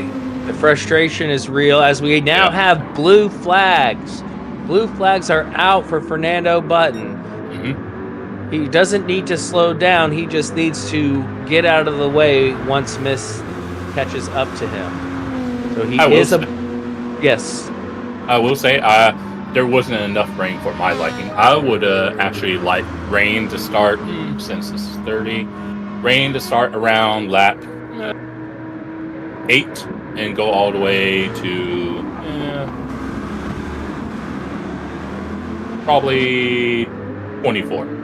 Yeah. Big majority of a rain race instead of just a partial rain race. Yeah, of course, I do like the challenge of the rain, so...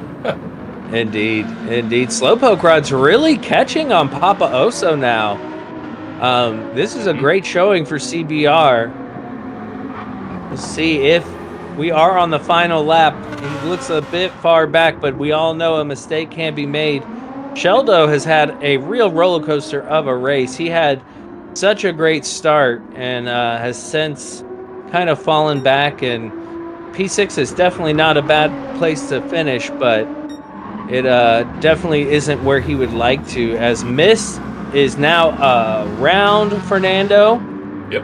As we're almost finished with this race. Miss Covington with a dominant performance here, doing us commentators proud. Oh, yeah. Coming around the final turn. As long as he keeps it together. There he goes. Shaggy Doo also with an amazing race, but we got to give it up for Miss Covington in his beautiful pink and purple Viper. I'm loving it. As we see Shaggy Doo across the line in P2 for Ferrari. That is great points for Ferrari, BMW, and Dodge. Lamborghini coming in 4th now. And wow, Slowpoke Rods, great job. That drive impressed me. Sheldologist coming across the line in P6. Finishing with style. Indeed. Getting some points for GTR, Nissan, Shazam, also with a great race. He was back in P9 for quite a while. Getting up into 7th, great job. Same with Pyro, especially after having that unfortunate spin. Stick with it, Pyro. Finish P8.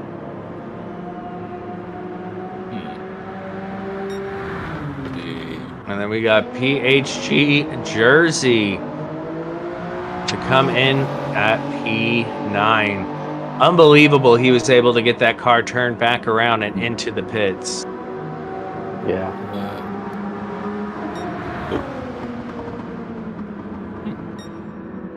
And that is it. Fernando was a lap down, so that ends it for Fernando. And we have our first race of the day completed. That was split 2, so you can only imagine what split 1 is going to be looking like.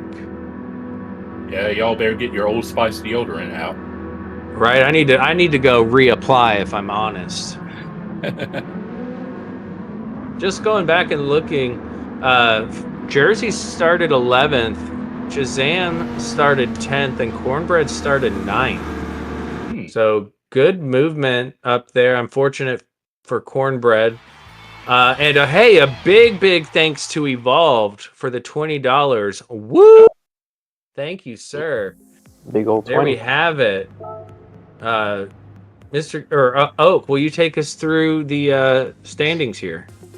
Yes, sir. So, first place overall, we have Velvet Thunder, aka Tuzenbox. Second place, we have Shaggy. Third place, we have PHG Banana. Fourth place, we have Papa Oso. 5th place we have Slowpoke Rods. 6th place we have Sheldologist. 7th place we have Jazam. 8th place we have PHG Pyro. 9th place we have PHG Jersey. 10th place we have BHR Fernando. 11th we have Cornbread. And in 12th we have PSG Ecstasy. Awesome. Well, that was an amazing race, as they say. We're going to take a quick break, but before we do that, I want to hear y'all's driver of the race. We'll start with you, Mr. Casual. I'm going to end going with, since he has some work to do, go with Banana, because he managed to finish on the podium. Mm-hmm. Yeah, I was thinking about Papa Oso, because it was kind of up and down for him. Yeah. It was up and down for a lot of these drivers. That was a very impressive race. So you're going with Banana. How about yourself, Oak? I think I'm going to go with 2. I'm going to be on board with Mr. Casual, go Banana, because he had a good race, and he made my prediction 100%. Very nice. And I'm going to go with also Slowpoke Rods. Yeah. In the Porsche. I think he did really well. Did a really clean race. Mm-hmm. What about you, TKs? Yeah, well, I agree with you guys. And since you guys both picked Banana, yeah, we'll say Slowpoke Rods and Miss Covington. That'll give us 3 for the chat to vote on. So we got Miss Covington for just a dominant performance, fastest lap. Or did he have fastest lap? Sorry, I was looking at the wrong thing. No, Papa Oso had fastest lap. Sorry, I was looking at the wrong thing. But Miss Covington in first, dominated the race, and then I agree with Slowpoke Rods as well. So we got Banana, Miss, and Slowpoke Rods as our potential drivers of the split. I also want to really quick give a big thanks to our sponsors, Lithograph Comics and Vex Graphic Design. Lithograph Comics you can find on Instagram, Vex on X, Facebook, Discord, YouTube, Instagram. Go check them out. Thank you all for sponsoring this series. We are going to take a quick break, but don't worry, we will be back for the top split of round 2 of season 2 of the GT PHG WS finals. We'll be right back.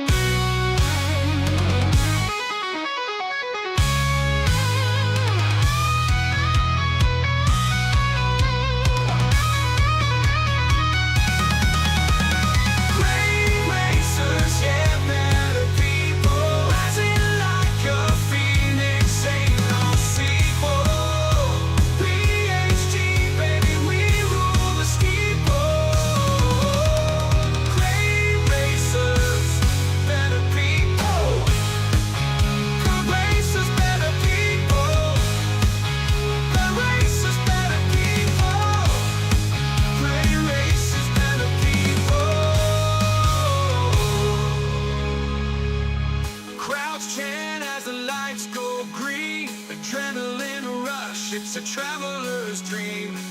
Might stumble, fall, but we rise again. For the banner of PHG flies our friend. Great racers, yeah, better people. Rising like a phoenix, ain't no sequel. PHG, baby, we roll the steeple. Great racers, better people. Better people. Oh, baby. Better people.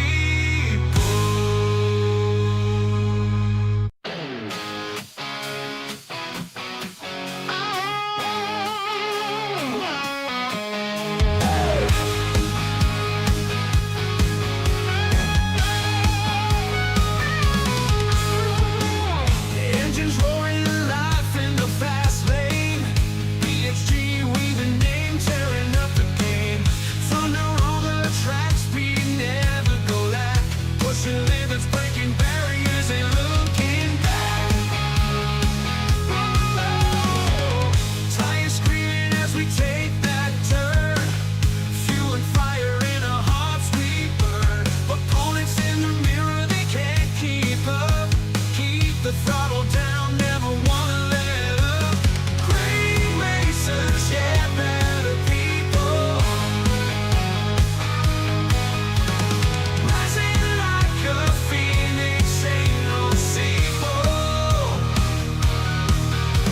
PHG, baby, we roll the steeple. Great racers, better people.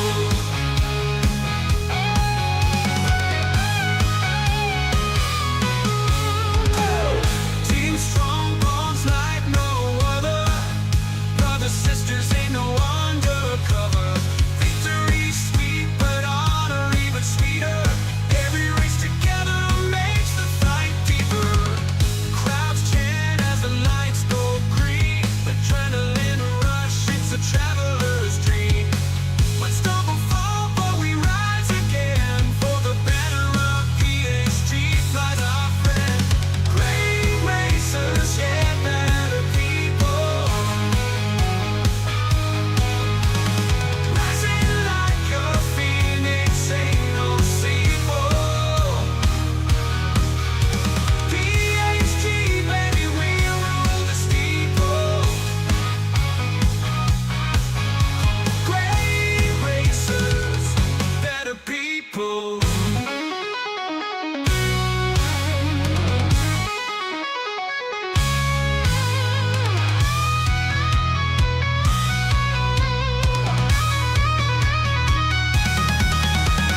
Great racers, yeah, better people. Rising like a phoenix, ain't no sequel. PHG, baby, we rule the steeple. Great racers, better people. Good racers, better people. Good racers, better people. Great racers, better people. Crowds chant as the lights go green. Adrenaline rush, it's a traveler's dream. Might stumble, fall, but we rise again. For the banner of PHG flies our friend. Great racers, yeah, better people. Rising like a phoenix, ain't no sequel. PHG, baby, we roll the steeple. Great racers, better people. Better people. Oh, baby. Better people. And welcome back to the top split of round 2 of the finals of the GT PHG World Series Season 2. I am T Case. I am joined in the booth by Mr. Casual Oak and winner of Split 2, Mr. Tuzumbox Velvet Thunder, Mist Covington. We'll start with you, Tuzum. How you doing, man? I couldn't be happier. When I came into this race, I wasn't expecting to be fighting for the win. I was expecting maybe best of the rest or top of the midfield. But yeah, the race went really well for me. No complaints. GG's to Shaggy for keeping me honest pretty much the entire way through, especially at the end of that wet stint. Indeed, you saw that Ferrari for probably 90% of the race was in your mirrors, huh? Oh yeah, definitely. Well, you did a great job. I mean, hats off to you on that one. Mr. Casual, we're back from our break. You ready for top split? Yeah, I'm ready to see how try hard these no lives degenerates are going to put forth in front of us. Indeed. And Oak, back from the break. How are you feeling, man? Feeling good. I'm excited to see what Split 1 is capable of doing today. Indeed, I am too. I think it's going to, based on what we saw in that first race, it's going to be interesting. Before we get into this next race, though, I want to just hear a little bit from Tussum as far as your race strategy and kind of your feelings about how the race went overall. So I only did one practice race with rain, and the race that I did, I got rain at the end of lap 14. And the mediums, they lasted for the most part pretty well up until then. This race, I think the rain came at the end of 15, which was still kind of within that medium window. Yeah, and then after that, it was just a question of how quick does the track dry out? How long will the wets last? Which I honestly think I pit a lap too late with how quickly Shaggy gained on me. Mm-hmm. And then it was a question of if I could make it to the end on the softs, which you guys saw the tire wear. That Viper, it's part the Viper and partially on me. I'm not the best tire conserver. So you put those two things together. I mean, my left front was just begging for mercy the entire race. Yes, indeed. All right, so real quick, let's remind y'all of what we're doing. And that is Fuji Speedway the right way with the chicane. 30 laps, 3 times tire wear, 3 times fuel. Racing mediums are required. There will be rain, and Group 3 are their required cars. So whatever their manufacturer for this season, they use the Group 3. And we have heard and seen some of these cars have multiple Group 3 options. So it'll be interesting to see what it's going to do. Well, you can see on the screen now the drivers and their manufacturers. All these points are going to change because we saw Viper Dodge win that last race, currently sitting in P8, but we have Genesis and Lamborghini tied. Then we have Ferrari, then Mazda and BMW tied, then Nissan tied with Porsche, Dodge, Honda, then Ford tied with Chevy or Citroen. Unfortunately, there are no Hondas or Fords this week, so they will not be getting any points. Then we have McLaren tied with Chevy and Toyota. Jersey doing a great job for Toyota in that last race, finishing where he did. So it should be interesting to see.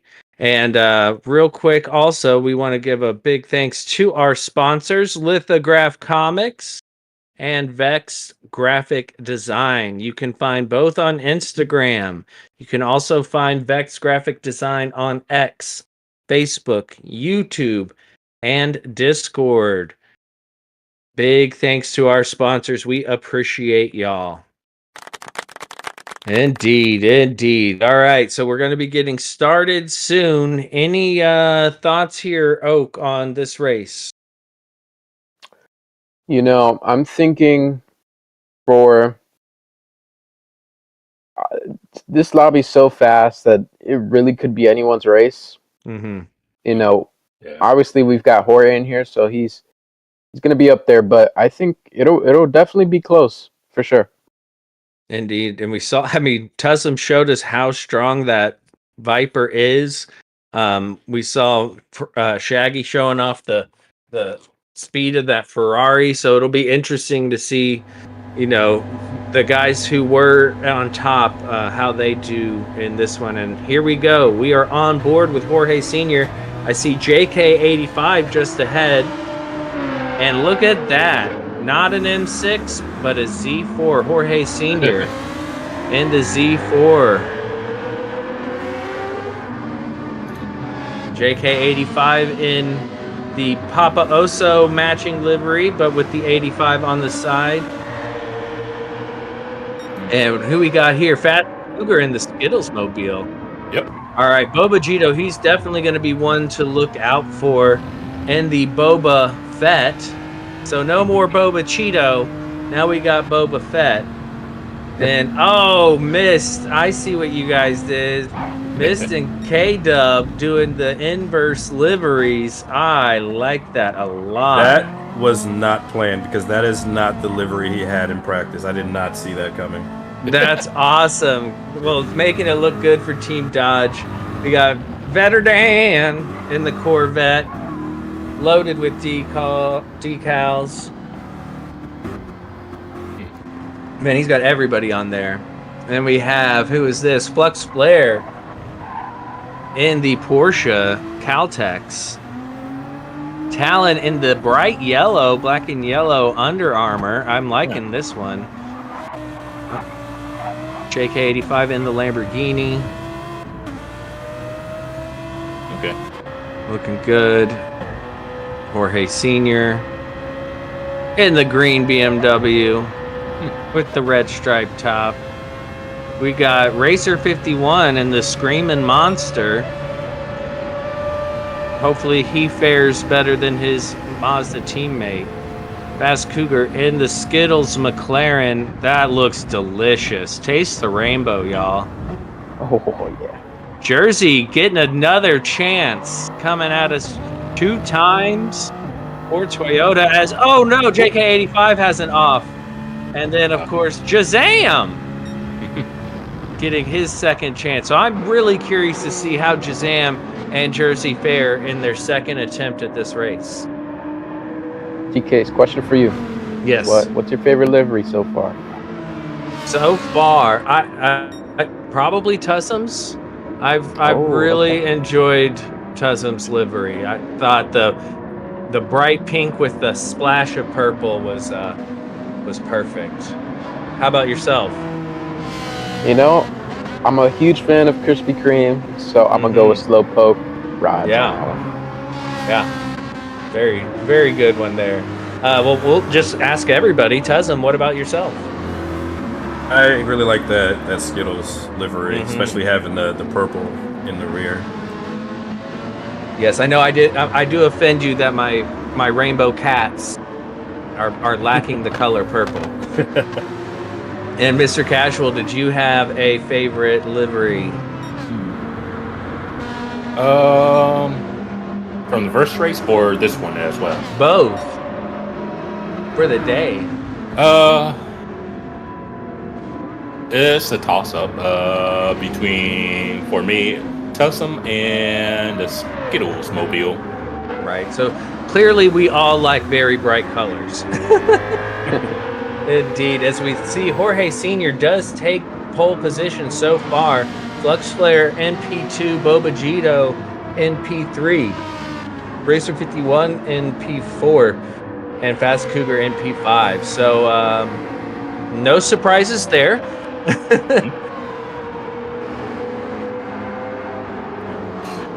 Now, do y'all eat your Skittles one flavor at a time, or is it a handful, as we see Better Dan have a bit of an issue? Handful for me. It's always got to be a handful. Always. Handful all the way. You need to hurt your jaw because you're chewing. You have to open your mouth so big and chew so hard. Looking like we're seeing purple sectors here on lap 3. I'm curious, Tussum, you said you weren't expecting to do so well. How surprised were you when you put in that fastest lap time? fine?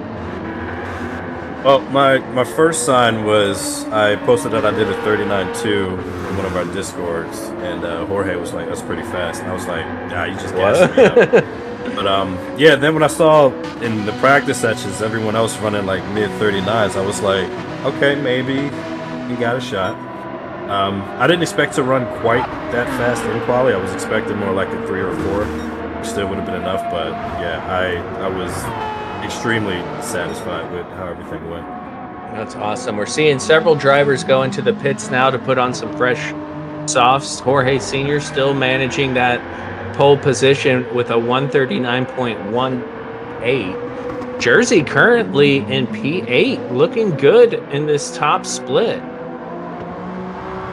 Which lap did you pit on for qualifying? Do you remember? I did one hot lap, and I tried to improve on the second hot lap, but I didn't. So I pit, and then my next lap out was the pole lap, and then called it after that. Okay. Jorge Sr. choosing to stay out.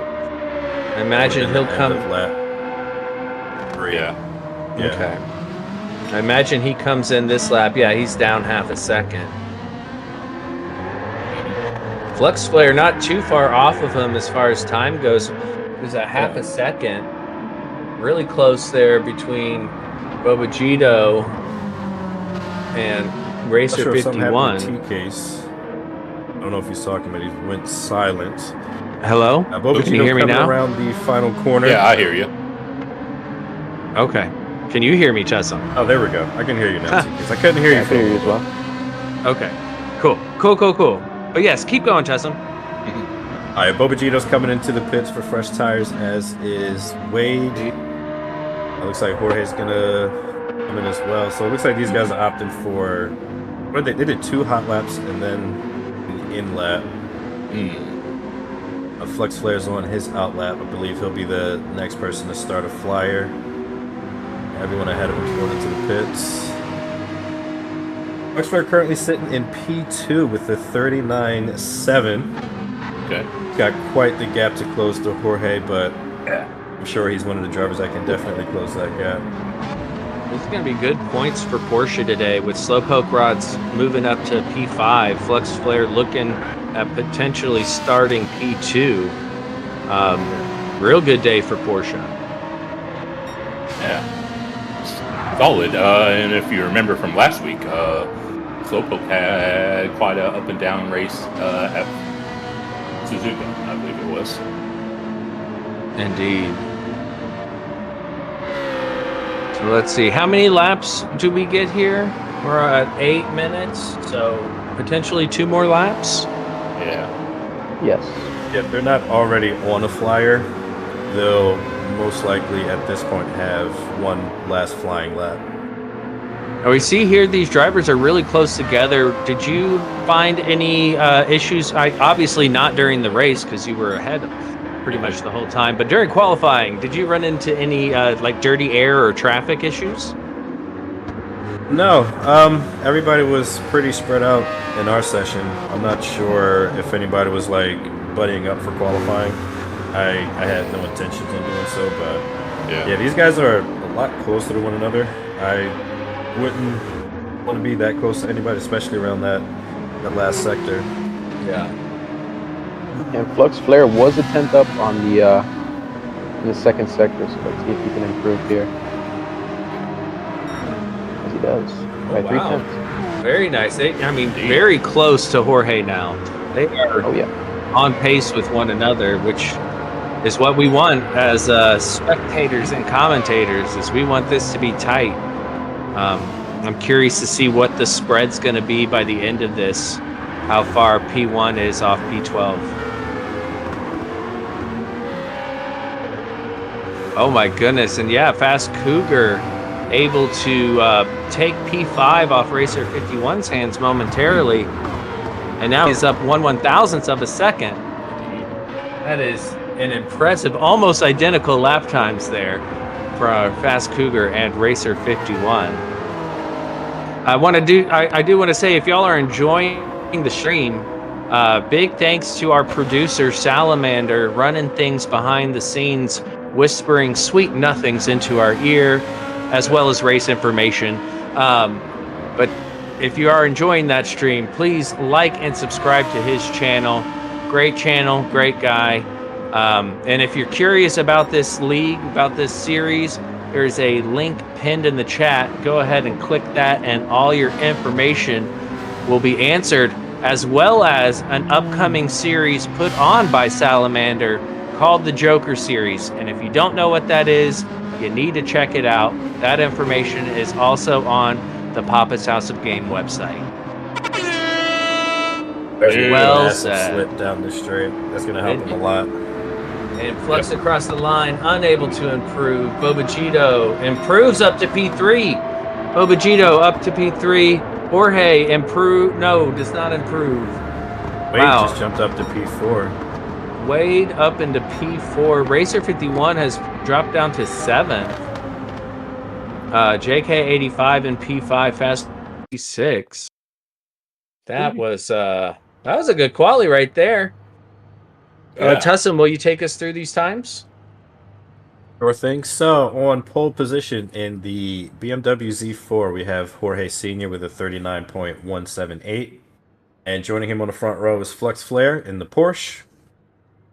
Behind them is an all CBR row, Bobagito and Wade in the Genesis and Ferrari. P5, we have JK85. And P6 is PHG Fast Cougar. On the fourth row, we've got Racer 51, who missed out on P6 by just 1,000th of a second. Behind him is Talon in the GTR. In P9, we've got Jersey. And in P10, we've got Jazam closing out the top 10. And on our final row, it is an all-American final row. K-Dub in the Viper and Vetterdan in the Corvette. How about that? So Wade and JK almost identical times. Racer 51 and Fast Cougar almost identical times. I'm excited about this. We saw some pretty exciting stuff going into turn 1 last race. It all stayed clean, but we saw that amazing move up the inside from Sheldologist on Papa Oso. What do you guys think we're going to see here on this opening lap? I think we're going to see a lot of scrapping for positions. But I think since it's top split, I think it'll be mostly clean, hopefully. Yeah, hopefully.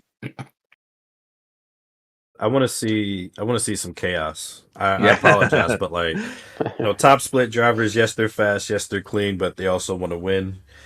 I want to see some chaos. I'm expecting KW in the Viper to get a really good launch. That car has amazing torque off the line. I wonder how Flux Flare is going to handle his start, because I know that Porsche really, really struggles off the line in grid start. So we'll see what happens to him at the start. Yeah. And we saw the GTR have a really good start. Talon is a little further back. It's got the bright yellow car, so we'll definitely be able to see it. Curious if he's able to make any moves at the start.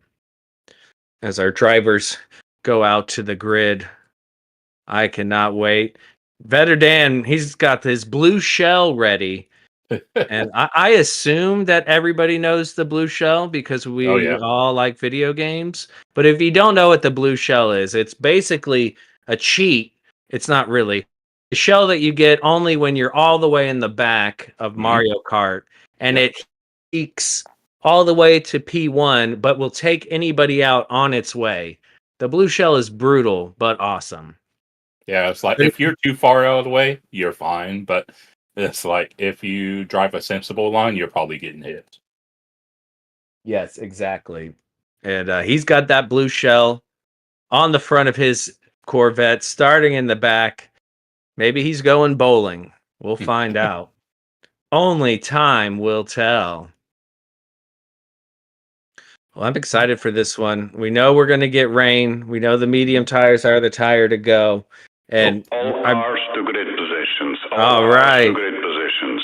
All cars to the grid positions. We were all kind of surprised to see people take the softs at the end of the race, based off of what we saw in qualifying, but clearly it worked. So I I think think Fast Cougar will probably definitely do that in his McLaren. yeah, Yeah. for sure in the McLaren. But we saw what Tusm's tires looked like as we hop on board with Jorge Senior, looking back at the rest of the grid. That's 3, 4, 5 lights are on. Now they are off and we are underway. And look at that start Porsche that Wade had. Oh man.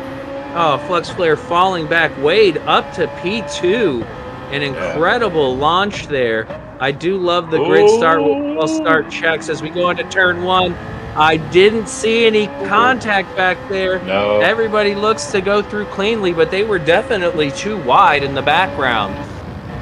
Coming into turn number 2, the fast left-hander. Does anybody run wide? Looks like they're staying on track. Coming up around the tire killer. And Wade is flying. He's up the inside. Wade putting the pressure on. Oh, but he gets a little squiggly. Jorge Senior able to maintain traction and maintain the lead. But that was an aggressive move from Wade CBR. He is not playing around. He wants that lead. And he has his teammate, Bobagito, just behind him. As we see Flux Flare having fallen back, making a move, trying to get back up into P5 against JK85. Making JK85 go slightly offline, allowing Fast Cougar up ahead. We look back on board with our leaders. Wade, CBR, having to wait patiently to get by Jorge Senior. And it looks like a fantastic start, jumping from P4 up into P2. He's going to have some really good slip behind Jorge, and I suspect that Bobagito is probably going to give him a little bit of a bump to help him get past and take that lead. Absolutely. Now, I'm not sure how fast the Z4 is on the straight, but right now it looks very fast as he's got a nice gap, not quite a second, but enough to give him some breathing room as they come into the braking zone. That was just the first lap. And it's popping off already as we see Bobagito now under threat from Racer 51. I'm sure his ears are full of that RX-7, just screaming at him as he applies the pressure. The Boba Fett mobile against the screaming monster. I like that battle. I'm wondering when we'll get the Boba Yeet. At some point. And it looks like Flux Flare managing to now get his pace back. We saw how quick he was in qualifying. Just that Porsche off the line. And to be fair, Group 3 cars are designed to have a rolling start. But I agree with Shaggy. It is much more fun to have these standing start with false start check.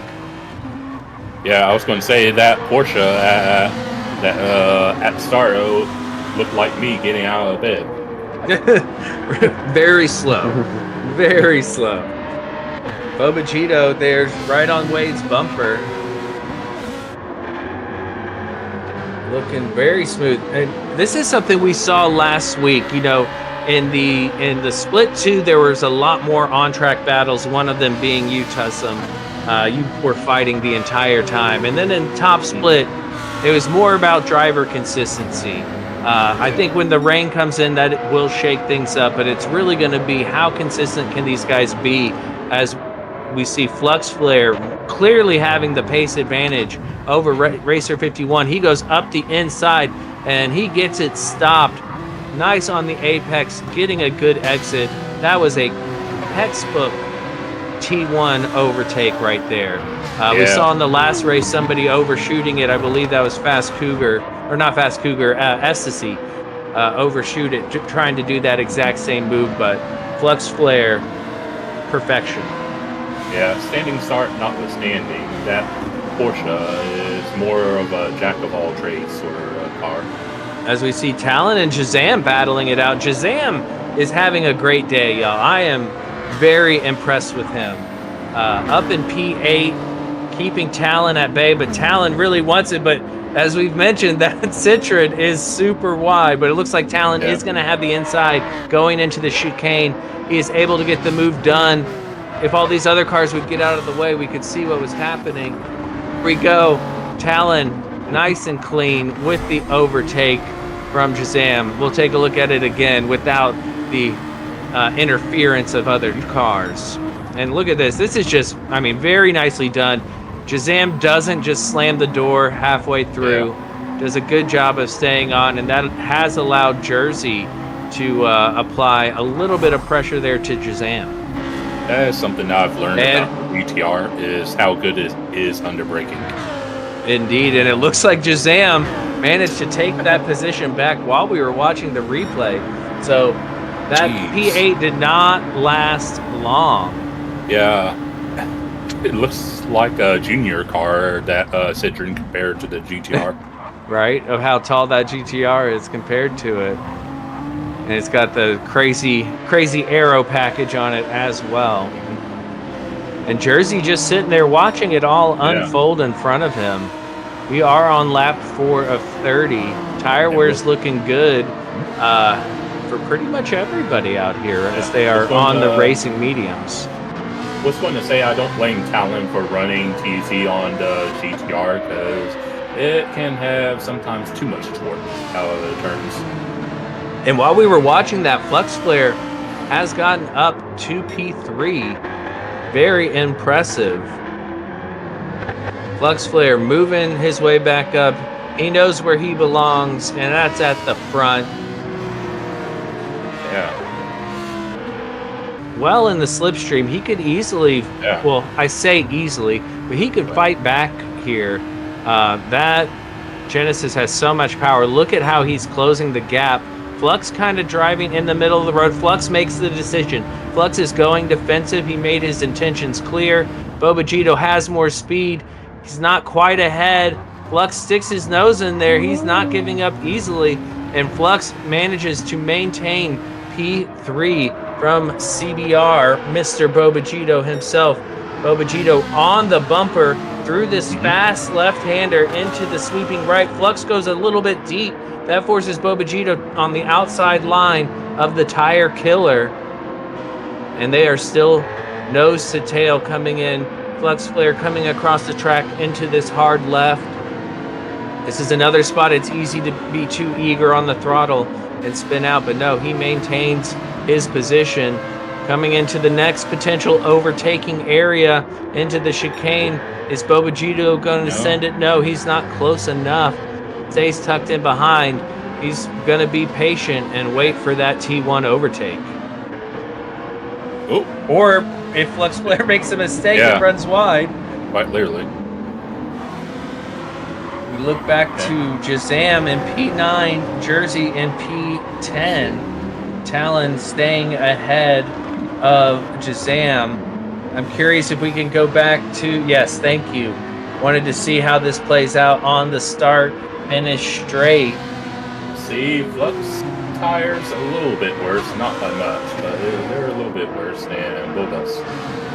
And Flux commits to the defensive line early, not wanting to give any slipstream. I'm surprised Bobagito didn't tuck in to get a little bit of toe there. Maybe he's just playing the long game, thinking about tire wear, because clearly Flux is hurting his tires. Yeah, I think Boba's not really trying to lose too much time before the rain gets here. So I think he's just trying to... because if he attacks too much, he may come under fire from Racer 51.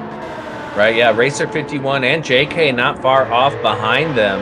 And you're seeing Flux Flare is pushing it so hard. He is running right as we see a little bit of a tail wag there from Racer 51, but Flux Flare has touched the dirt or the grass pretty much on every corner exit. So he is really pushing, trying to get that position back. Tussenbox, your thoughts there on the strategy of Bobagito? Yeah, I mean, Flux, he's absolutely flying right now, so I guess Bobagito's maybe just going to try to stick behind and working with Flux to help them catch back up to Wade and P2. Yeah, sometimes it's more advantageous to just try to work together with the guy in front. Because maybe they just got a little bit more pace than you. It's not worth it to really battle it out like Jersey and Jazam are doing right now. Jazam might gonna try, not Jazam, Jersey trying to maybe go for a switchback, but not quite. He's gonna have a really good slip. I saw Jersey's windshield wipers moving, but I don't think they're in the rain territory just yet. That might have just been him doing it for fun. Yeah, I see that they're on. Probably has that button mapped.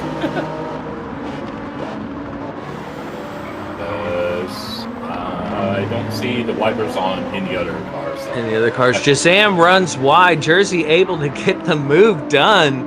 Nice. Didn't have to force any issues, just waited for a mistake, and Jersey up to P9. Looking good. See that again. Jazam just going a bit deep. Yeah. It can be pretty easy to do that at T1. Yeah, it really can. They just had just enough space by both of them to not have any contact there. That was very nicely done. Again, we've seen so much clean driving this season, and it's nice to see. Yes. I will say, Jorge is only kind of disappointing. Jorge, he's only got a 5-second gap. Only 5 seconds. Jorge, what are you doing? His tire wear looks really good, though, in that BMW. I gotta say, It is much lighter than the M6, so that would make sense. Yeah, him and Wade's tire wear are almost identical. That's pretty impressive. I mean, we did see that the MR cars were a bit better, but with as much as Flux has been pushing, you see it's hurting him quite a bit. Yeah. Everybody else seems pretty even on their tire wear. We see the Viper and then Vetter Dan. The blue shell does not seem to be working like it's supposed to. As Vetter Dan brings up the rear in a beautifully designed livery, though. So Flux Flare. Again, I mean, how many times has his tires touched the grass? Right, there's another one. He is maximizing this track, which is great now, but in the wet, in the drying line, you do have to adjust that. As we saw plenty of drivers in the last race go onto the curbs and have issues. So hopefully he's able to adapt. But from what we've seen from Flux this season, I have full confidence in him. Looks like JK85 is getting within that touching distance of Racer 51. I wouldn't be surprised if he makes this move within 2 laps. Indeed, and we saw how good Papa Oso was in his Lamborghini. So I wouldn't be surprised if JK85 can manage to make something work as we ride inside this amazing Lamborghini, listening to the screaming sound of that Italian engine, which I prefer over the other screaming sound you can also hear of the Mazda up ahead. He is well in the slipstream. I'm wondering if he'll go for it or if he'll do what Hope thinks and go for it. Like, I'm wondering if... Okay, he's going for it. Yep. What's going to happen here? Side by side. Racer 51 a little later on the brakes. And the switcheroo like you've never seen before. Yeah. That was classic. We've gotten some textbook overtakes and defenses. This is good, clean driving. Tussum, can you talk us through this switcheroo? Yeah, so JK went just a tad deep, and then Racer 51 with the thinnest of margins. Like, you might be able to get like a single piece of paper in between them. Gets that switchback and holds on to P5. That was beautiful. That was beautiful. Well done. But a good battle. They definitely lost a bit of time there in that process. Neither were on the ideal line. Yeah. Allowing the top 4 to pull away a little bit. Bobagito looks like he's lost touch ever so slightly to Flux Flare.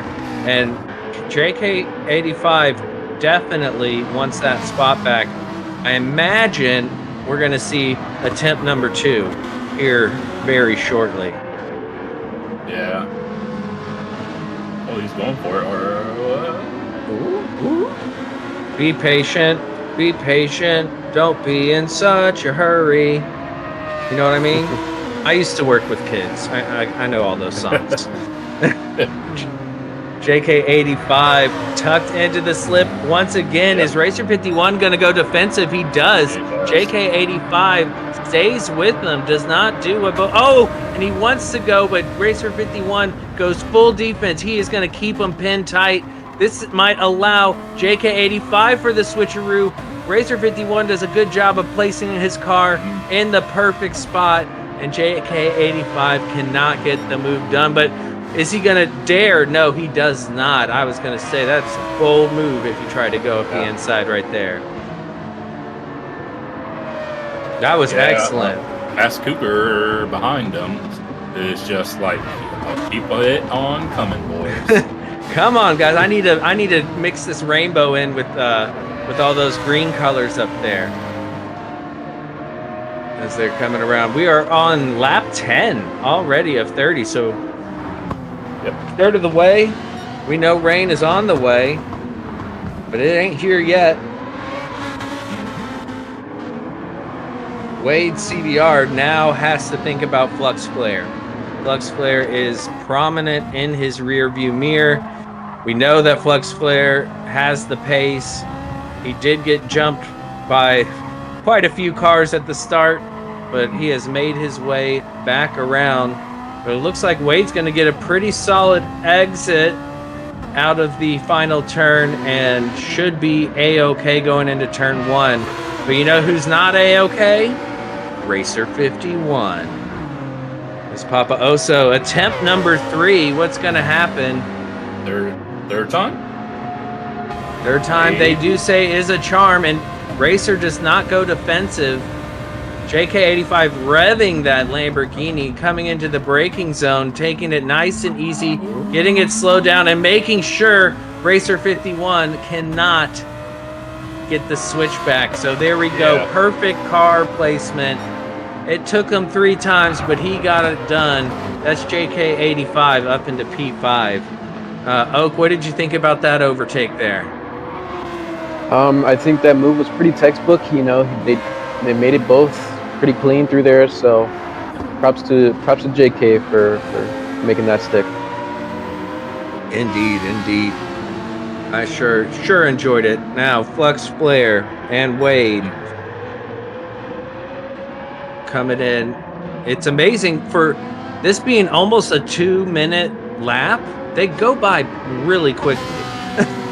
That's a pretty wild how quickly these laps go by. We're about to be on lap 12. Flux Flare, his tire wear isn't looking great. Tussum, you did this race when your tires were around this spot that Flux's are. Were you feeling it, or had it not quite kicked in yet? Yeah, my lap times definitely dropped a little bit, and part of it was because I was at this point trying to save the front left, mostly by like limiting my speed around the tire killer, as you call it. But I mean, it's not a massive drop off for the mediums at this point, so he's still going to have a relatively good amount of pace on these tires until the rain comes. Okay, good. As we see, I mean, he is closing that gap there to Wade. Now, closing the gap is one thing. Getting the move done is another. JK85 and T1 got him. Mr. Casual, what happened here? I was actually looking at something off screen, and then I looked up and I see something happen. As you see, he takes T1. Oh, he got caught the AstroTurf, and as you stated before, that AstroTurf gives you PTSD. And you know what? Last race, we saw so many drivers get on that AstroTurf and be okay. That is unfortunate for JK. That was such excellent racing between him and Racer 51. That's devastating to fall back to P9. Now under threat from Jersey. So good news for Racer 51, bad news for JK85. So Flux flared, still trying to catch him. Going on to the start finish straight. They've definitely pulled away from Bobagito. Racer 51 has Ecstasy now to deal with. Yeah, you know what? I'm getting the McLaren drivers mixed up today, y'all. that is Fast Cougar. Ecstasy was in the last race.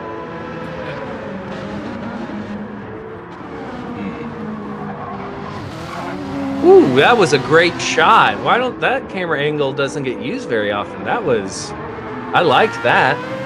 Yeah. Right, because the drivers keep running over the cameraman. Yeah, right. Though I love it. You know, in F1 they have the cameras like built into some of the curbs, and when the F1 cars just fly over. Oh, it's so cool. Coming around Wade. I mean, Jorge has checked out. He is in another time zone.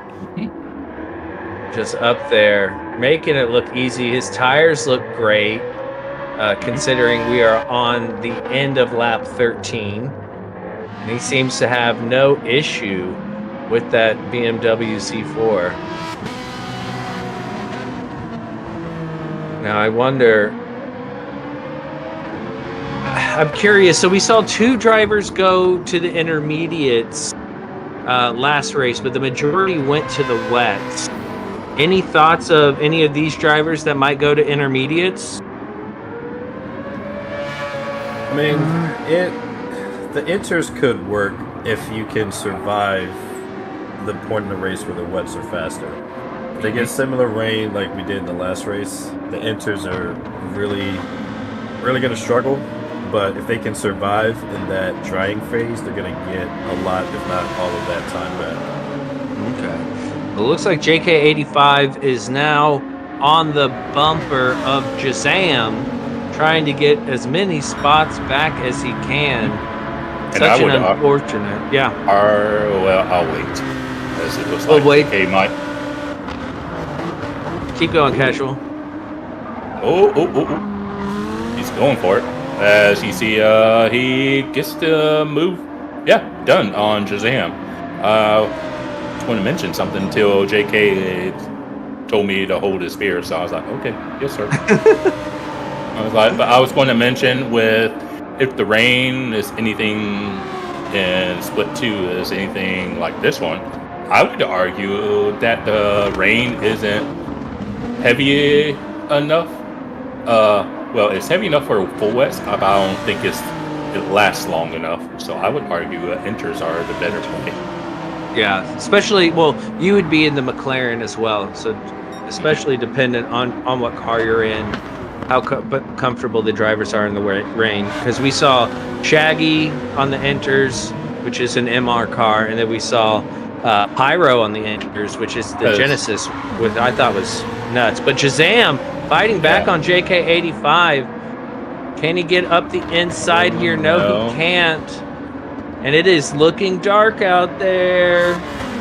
It is looking dark. People are going to start thinking about pitting. So far, everybody's stayed out. But yeah, I was basically thinking, as Racer 51 goes in already. So Racer 51, the first of the pit stoppers. He's not the last. Talon in as well. Yeah. And JK85 Jersey, K-Dubs. So all the people further back, they saw their radar and they said, we're not getting around because, let's be honest. Well, actually, I kind of do want to see what happened last race again because that was pretty funny. But these drivers don't want to do what happened last race when everybody crashed going into the pits because of how wet it was. But they don't want to make it on to one of the shorts. Exactly. So it seems like the front five or so stayed out. Racer 51 coming out on the full wets. Talon on the full wets. Full wets.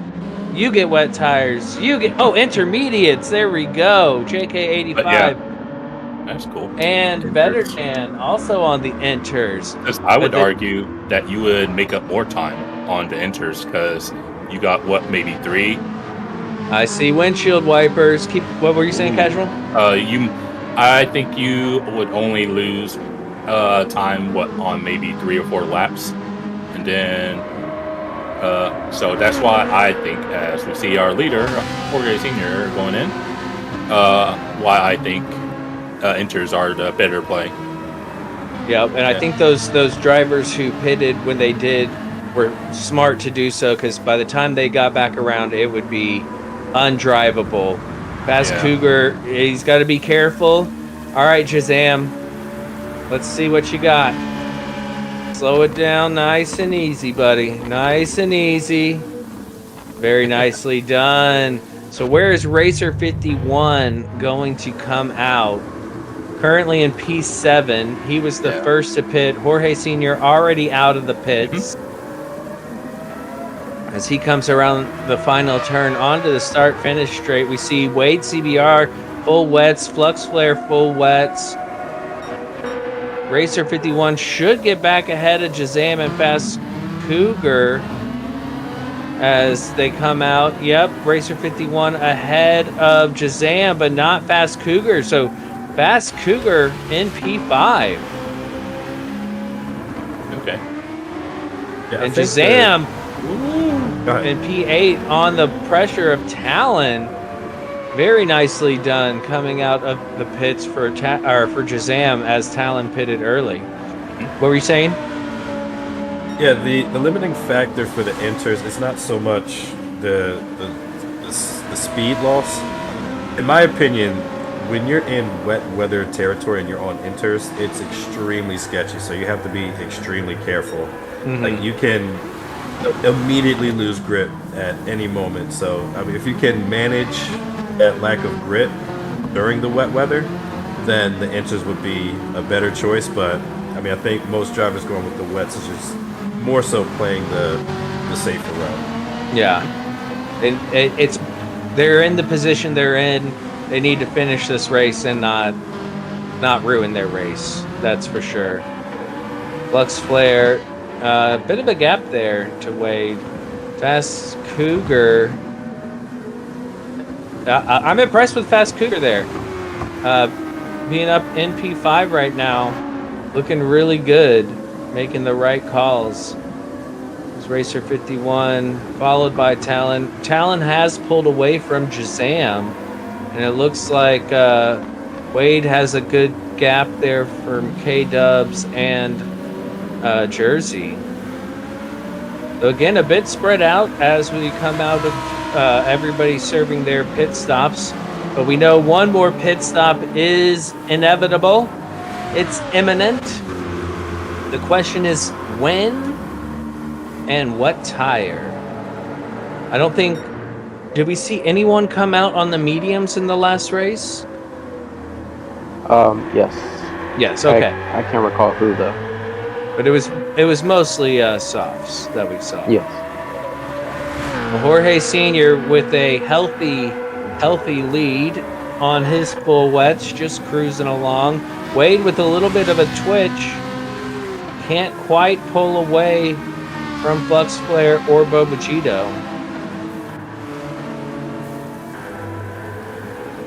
As the rain continues to come down, if you look in the bottom left corner of your screen, you'll see the moisture meter, and it is currently up in the top third, which indicates full wet tires. Once it drops below into the middle and bottom part, that is the intermediate level.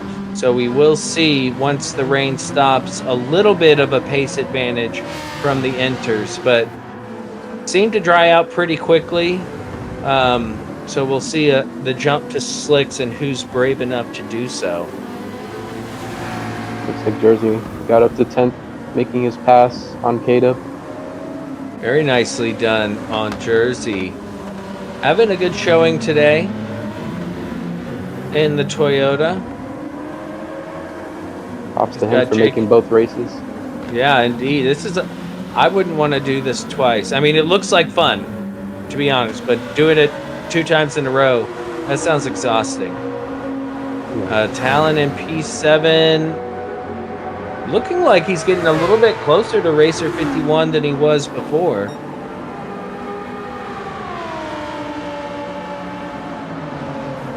We are on lap 18 of 30. Wade's still in P2 with Flux Flare. And it looks like Flux Flare's put a bit of a gap on Bo Vegito. Bo Vegito's fallen back quite a bit. Flux Flare looking for a podium for sure. I know he would love to have that P2 back.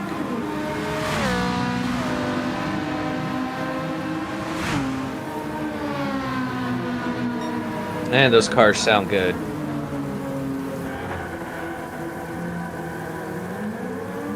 You know, for me, I think, you know, the Z4 doesn't sound all too bad either. No. Not at all, not at all. Yeah. I say it all the time. The new M4 they need to add the Group 3 M4. That car is insane. I've seen it in real life, the GT3 version, several times, and it is, it's so cool. I would love for that to be in this game instead of the Z4 and M6. Yeah. I'm excited. I'm going in 2 weeks to the World Endurance Championship to see the Lone Star Le Mans at Circuit of the Americas. And I'm looking forward to seeing all the GT3 and the hypercars. It's gonna be awesome. If y'all ever have the chance to go to any type of race, there's several smaller series that use GT3 cars. You have the opportunity to go and watch. Like, I highly recommend it. Getting to see these cars in real life is incredible. As Talon has completely caught up to Racer 51 and looks like he might be able to get around him. No, he has to tuck back in, but he goes for the inside, stays behind, thinks better of it. It's not the place to do it. Racer 51's on the full wets. Okay. What is Talon on? Talon going around the outside. Are you kidding me? Oh, wow. Did he just go around the outside of the long left-hander just to get on the inside into the hairpin and get it done? Holy smokes. Talon also, they're on the same tire. Look at this. Little tap on the brake. And the confidence he has. Look at that throttle control. Keep in mind, he's on the wet line, so he has more grip. Ah, yes, he is on the not the traditional racing line, giving him that much more grip. Good observation, Mr. Casual. That might have been the move of the day. The switcheroo we saw was pretty good, but yeah, I don't know. Tuzza, what do you think about that around the outside? Yeah, like Casual said, he had the going slightly wide there. You get a little bit more grip when it's wet. So yeah, Talon, he played that perfectly. He utilized that wet line, and yeah, Racer 51, he was just a passenger there. That was incredible. Props to Talon. Go back and look at JK85 there. He's got Jersey not too far behind.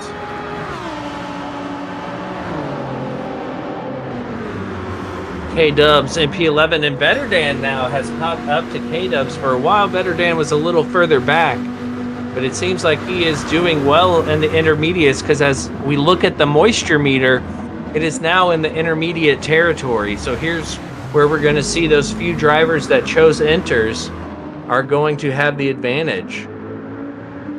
As we see Dodge versus Chevrolet. Oh man, I love those colors. That's great. Racer 51 really struggling in the wet. I guess we did see Cornbread in the RX-7. Didn't go so well for him either once it got wet. But that was because he wasn't able to get into the pits. But still, I do not drive the Mazda Group 3 car, so couldn't really tell you. Yeah. And it looks like Wade has really put a good gap there on Flux Flare, and now Bobagito is catching up to Flux. We're on about to be lap 21 of 30. And within the next few laps, we're going to see people pitting for slicks. Track has not dried up yet, but you can see when they get back onto the racing line, it is about halfway on the moisture meter. Tussum, what lap did you pit on for slicks? I believe I pit on lap 23, either 22 or 23. But whatever lap I pit on, I think it was a lap too late.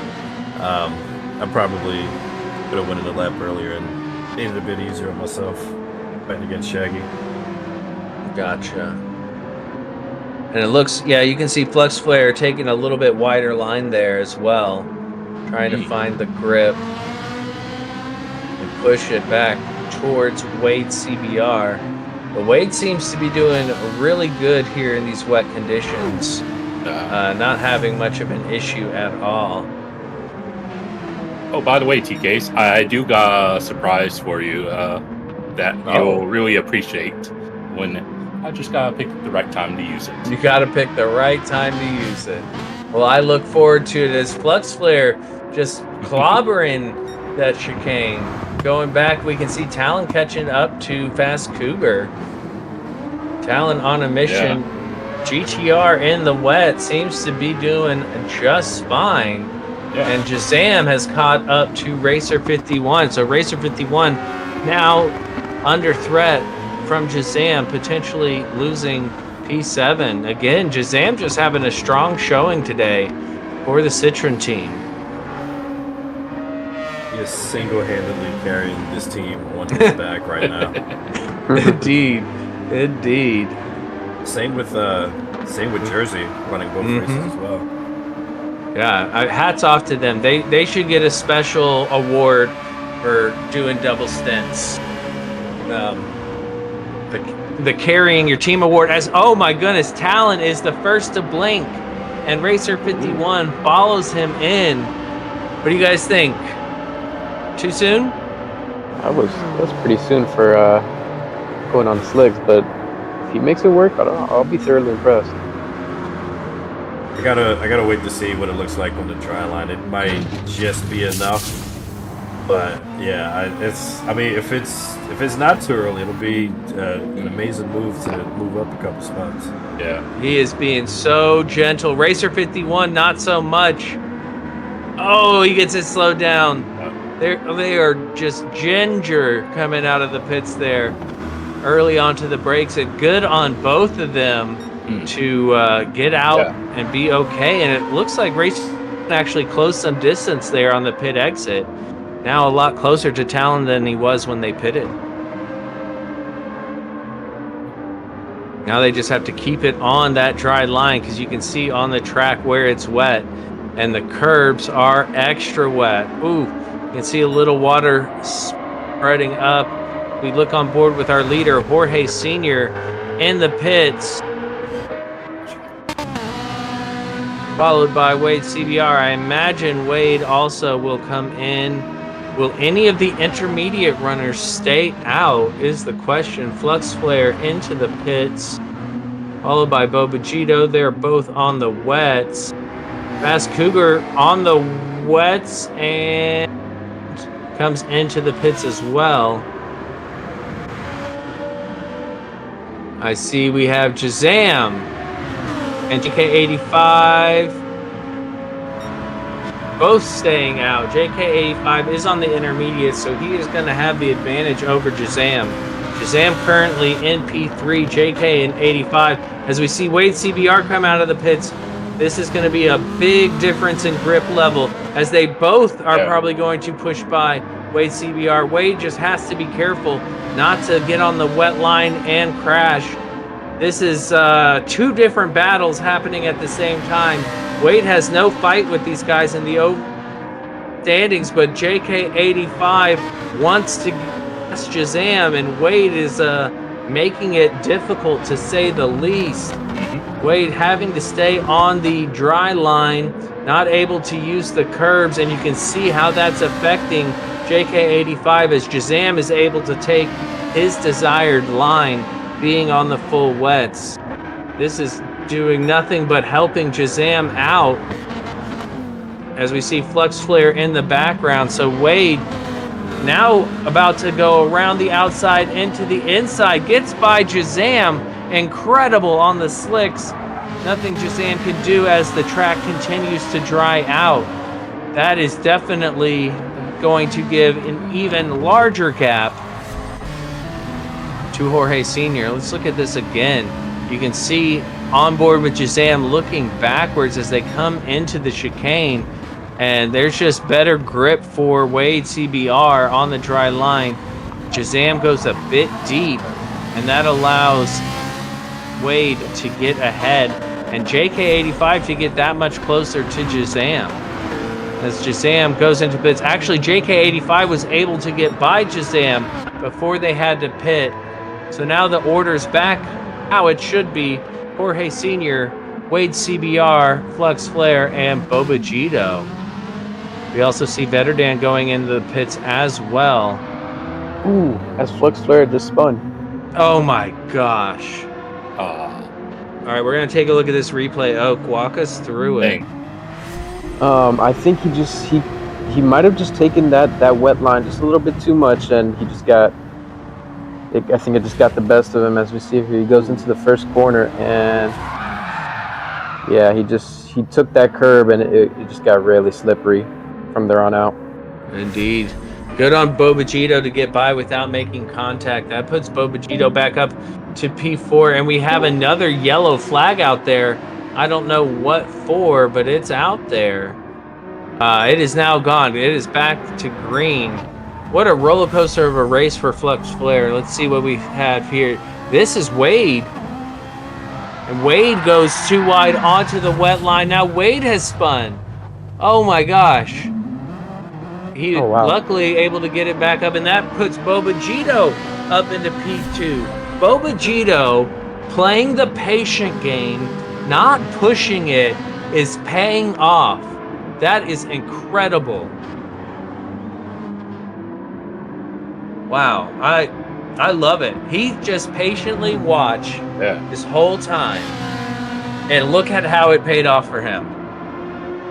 Yeah, Holy smokes. That was good on Bobajito. And you can't predict the future, but as long as you're, within sight, you just run your clean race, and it can work out. As you see, the track is really dry now, especially on the racing line, and that's allowing Jorge Sr. just to stretch his legs. Bobajito in P2. Wade really isn't too far off of him, so he can do the same and maybe hope Bobajito makes a mistake. But as the track dries out, that is going to become less and less likely. Flux Flare has to be frustrated. And look, Flux is on the mediums. He did not trust his car to last on the softs. That's another reason he may have had some issues there, being on the racing mediums. Yeah. And Fast Cougar P5 looking good. Talon up to P6. Both drivers having an excellent race, taking advantage and making strategy work for them. JK85 is in 7th, so he has made work of Jazam, Racer 51, and would love to get back up to where he was earlier in the race, but looking good. Got to be careful with those wet lines. Jazam having a solid P8 run. Now Talon started in P8. I am very impressed with Talon's move up to P6. And Fast Cougar was in P6 and he has moved up to P5.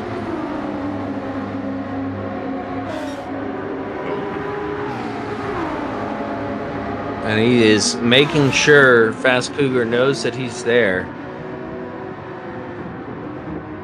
JK85 sees where he started up there where Fast Cougar is and would love to get back to it.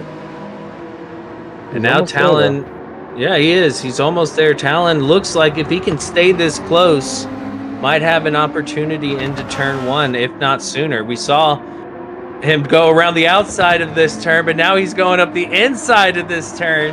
Talon making an unconventional overtaking spot happen as Fast Cougar fights it back. Talon runs a little wide, and now he's on the wet stuff. He's able to keep it in the right direction, and now he's on the inside for the chicane. Talon making moves where you don't see him, and I love it.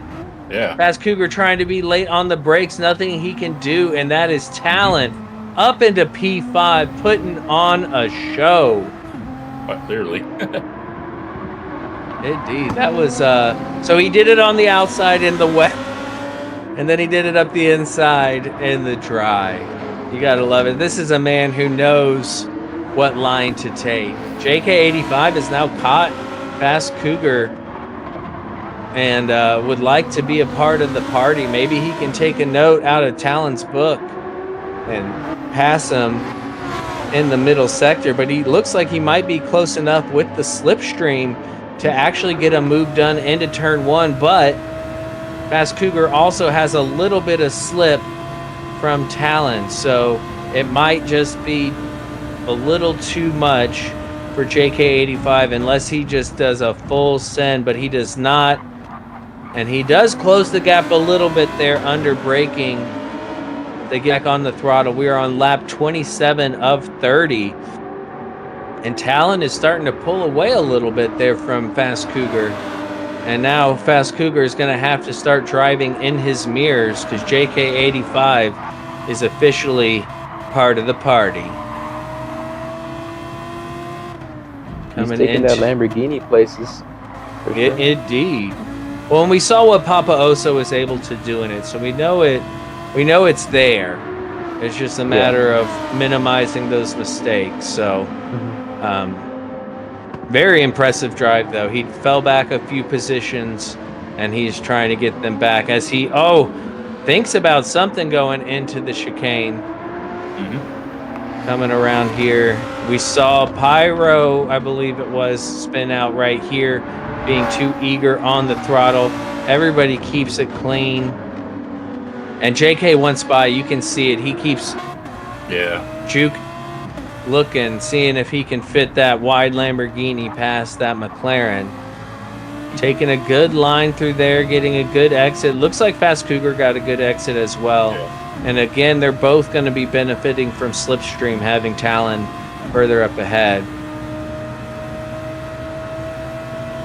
Is he close enough to make a move here? He might be able to.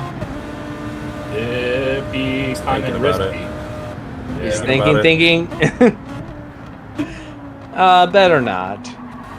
Yeah, because if he goes steep, that could be the end. Yeah, exactly. Exactly. We're on lap 28 of 30. This is wrapping up, and it's been a great race. These drivers have been just, amazing. There's a reason this is the top split and the finals. So we're seeing some excellent stuff here. As JK runs a bit wide, gets on the wet stuff, but keeps it together.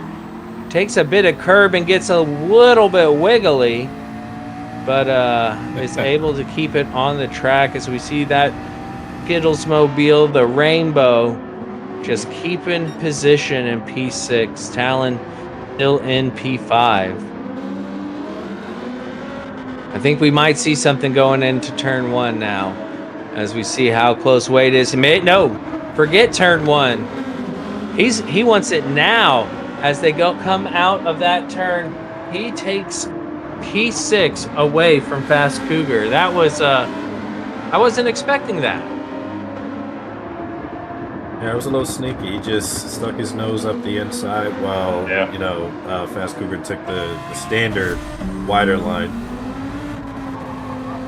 Yeah, coming out of here, you want to try to aim towards the left-hand side of the track, but JK just Yeah. sticks his nose up there, brakes just a little bit later, and sneaks his way through. That was very nicely done. It is going to allow Fast Cougar to fight back going into turn 1. But it looks like JK got a good enough exit that he's not going to have to worry. We are on the penultimate lap here.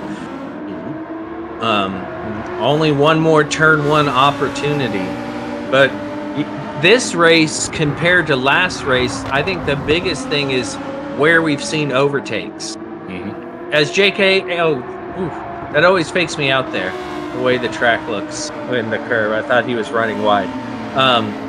In the last race, it was typically turn 1, a couple other spots, but mostly just turn 1 or on the straight. And this one, I mean, Talon's given us like 5 different places you can overtake.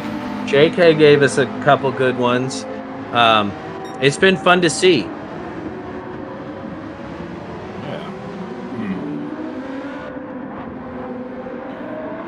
I think JK has his sights set for Talon pretty shortly here. I think he might be able to get this move done before the race ends. Indeed, and he started P5. He would at least like to finish P5.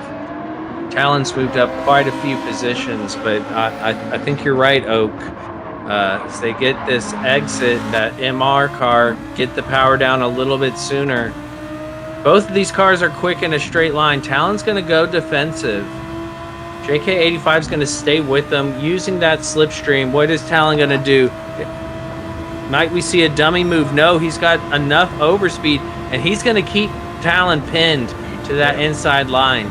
And that is perfectly legal for him to stay there. He does open it up a little bit, allowing Talon the inside, but Talon's going to get on the curb. That could compromise him. But no, Talon's able to keep his car ahead of JK85.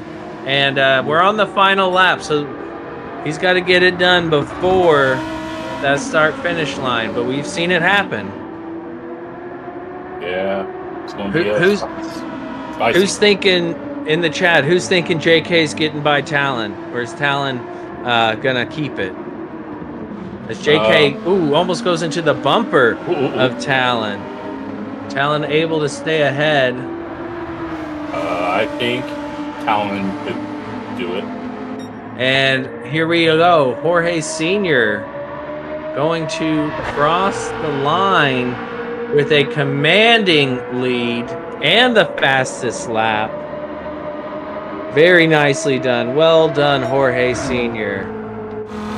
And here we go back to Talon and JK85 still battling it out.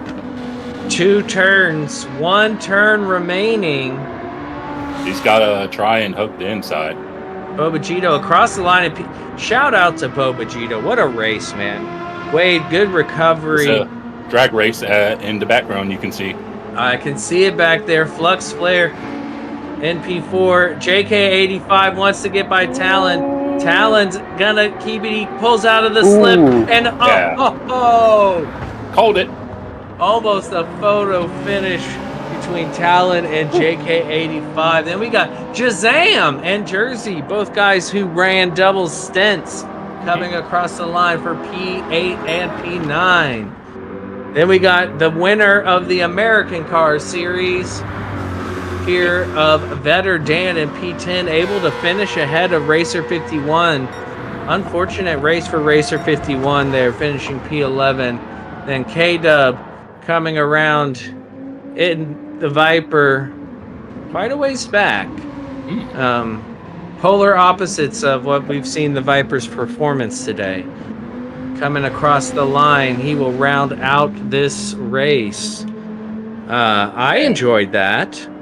And speaking of Dodge, I seen Coldblight, however you say the name. Coldblight Racing will be Ram's anchor partner when it returns to the Truck Series next year. Ah, interesting. I was like, cool. All right, victory, pole position, clean race, and I believe fastest lap as well. Congratulations to Jorge Sr. No, I think somebody took it from him. Nope. No, there wasn't. it is. It didn't show the little star.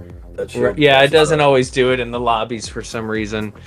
Yep. Lobbies always do weird things. Oak, will you take us through these finishing results? Yes, sir. So in first place overall, we have Jorge Sr. Second place, we have Mr. Bobagito, CBR. In third place, rounding out the top three, we have Wade, CBR. Fourth place, we have Flux Flare. Fifth place, we have Talon. Sixth place, we have JK85. Seventh place, we have Fast Cougar. In eighth place, we have PHG Jazam. In ninth place, we have Jersey. 10th place, we have Vetterdan. 11th, we have Racer51. And in 12th, we have PHG K-Dub. Woo! Ah, what race, a y'all. fun afternoon of racing. Yeah, that was clean for the most part. No major incidents. That was spot on. The only contact was minor, just a little rubbing is racing contact, nothing major. Most issues were driver forced errors due to the weather and the conditions, but that was one heck of a race. We need to pick a driver of the split. Tussenbox, I'll start with you. Who's your driver of this race? I have to give it to Jazam for the sole fact of just tackling this race twice. By no means an easy feat, and managing I was about to say P7 in the first split, or well, the second split, which was the first that we saw. Right. But P8 in the second split, which was top split. Confusing myself talking about this, but yeah, definitely really great drives from Jazam all day today. Yeah, and he started P10, so I mean that was very impressive to make those overtakes. Very nicely done. And Mr. Oak, yourself? I might have to give it to two people. I think I'm gonna go with Bobagito and Jazam on this one. Oh, Yeah. also Jersey, because he did this race twice. He did as well two today. races as well, yeah. But Bobagito, I mean, can't argue with that. Started P3, lost a position, waited just so patiently, and just kept himself in the race to take advantage of that. That was really impressive for Bobagito. Mr. Casual, how about you? For me, I think I'm going to go with Talon in the GTR because he started at the back. I know, don't remember P8. where he qualified. Okay, P8, yeah. He was as low as 9th at one point. Mm-hmm. So I was like, he had some work to do, both at the beginning and as he's seen towards the end. He had his hands full. So for me, it's Talon. Right on. Yeah, I agree with Talon. That was going to be my pick as well. It's frustrating, if Wade hadn't had that issue, he had gone from P4 to P2. That was really impressive. Flux Flare had his multiple issues, but yeah, I agree with Talon. So that gives us PHG Jazam, Bobagito, and Talon as our options for driver of the split. That was amazing. What's next week? That was round 2 of the finals. I think next week is Deep Forest. Deep Forest in Group 4. Oh, I love that track. Oh, I want to race in that. I like Group 4 around Deep Forest quite a lot. Well, I'm sure you can find a practice lobby at some point. Oh yeah, for sure. I like the using the Lancer around there. It's a fun one. The Mitsubishi Lancer. That was that was great. We had some excellent racing today. I want to give a big shout out to our sponsors, Lithograph Comics, and why can't I think of our other sponsor? Vex. I wanted to say Dext for some reason, and I was like, that's not right. Lithograph Comics and Vex Graphic Design. Big thanks to y'all. So cool that we have sponsors for this league. If you like comic books, if you're interested in comic books, check out Lithograph Comics on Instagram. We have a PHG member, Arrow, actually got to meet Greg from Lithograph Comics at a comic book convention. Sounds like a really nice guy. If you need any graphic design stuff done, if you're a streamer and you want some cool stuff, or if for any other reason, hit up Vex Graphic Design. That's a PD Snow, aka Pablo Chacon, here in our community, and he's on X, Facebook, YouTube, Discord, and Instagram. So big thanks to our sponsors. Also want to say thanks to Shaggy for putting on this series. He came up with these combos, and I gotta tell you, this whole season has just been incredible racing. I've enjoyed it. It doesn't matter what the split is, it's good. And I have really enjoyed it. Big thanks to Salamander for producing today, for being the man behind the curtain. He does a lot of work behind the scenes as well. And thank you, Papa, the proprietor, PHG himself, for building this incredible community. And then, of course, I got to say thank you to my wonderful co-hosts, Mr. Casual, Oak, Tussenbox. Thank you guys so much for joining us. I am T-Case. I'm on YouTube. You can check me out. You can see it right there at T-Case101. Mr. Casual also has YouTube. You can check him out at Mr. Casual _. Oak has YouTube at Oak _ R3E620. And then Tussenbox is on Twitch at Tussenbox. Check us out. Give us some support. If you haven't done so already, please consider liking and subscribing. Don't consider it. Just do it.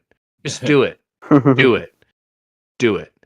If you're interested in PHG or this league, click the link pinned in the chat. That'll take you to the Papa's House of Game website. Also, under this series on the Papa's House of Game website, you'll find the Joker series put on by Salamander. The first race is next week on Thursday. I believe that is the 28th, 7 p.m. Central.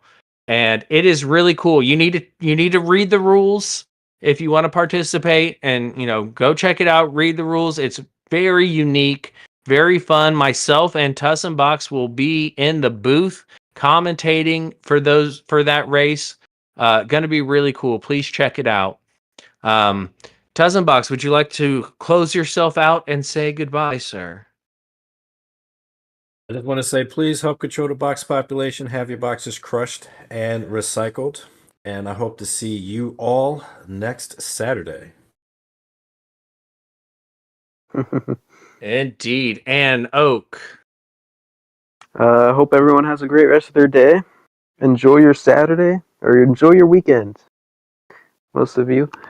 And yeah, we'll see y'all next week, hopefully. Yes, sir. Thank you very much for joining us. And Mr. Casual, my friend, I'll let you close out. I got two things. The first thing is, so I finally got around to doing it, but some of y'all know I hit A+ last Yeah, you Sunday. did. And so I finally got around and put that video of where I get A+ and may or may not have gotten something in my eye. So that will be out as a YouTube premiere tomorrow at 1 p.m. Eastern, 12 p.m. Awesome. Central. And Awesome. here's the surprise I have for you, TKs. Oh, yes. It. That's it, man. Game over, man. Game over. Game over, man. Game over. Oh, fantastic. Thank you, Mr. Casual. And y'all, please check out Mr. Casual's channel. I'm looking forward to watching your race that got you A+ when that premieres. It was a wet race, so it won't be a boring race. Even better. Even better. Well, congratulations to you, sir. That's fantastic. Well, that's it for us, folks. that is it for us. And it looks like Jorge Sr. won driver of the race. Well done, Jorge. Yeah, because Jorge can't let any of us. He's just have got to win. anything.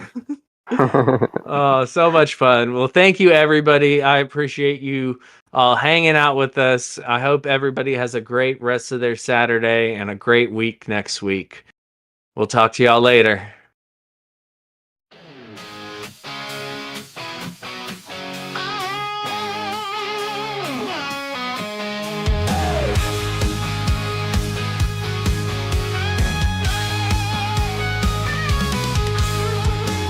Engines roaring life in the fast lane. PHG weaving name, tearing up the game. Thunder on the track, speed never go lack. Pushing limits, breaking barriers, ain't looking back. Tires screaming as we take that turn. Fuel and fire in our hearts we burn. Opponents in the mirror, they can't keep up. Keep the throttle down, never wanna let up.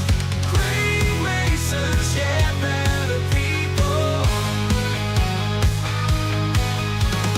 Rising like a phoenix, ain't no sequel. PHG, baby, we rule the steeple. Great racers, better people.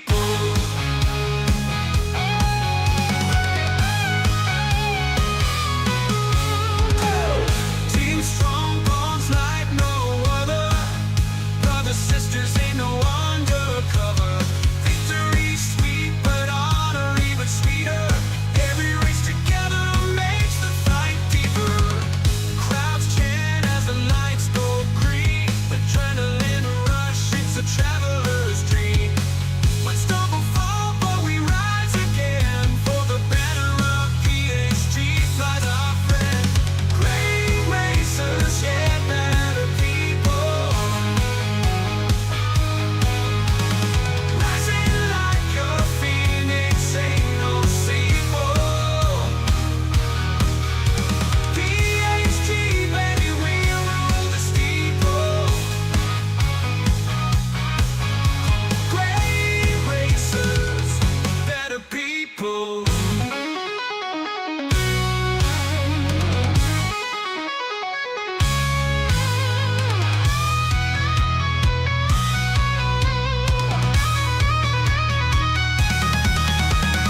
Great racers, yeah, better people. Rising like a phoenix, ain't no sequel.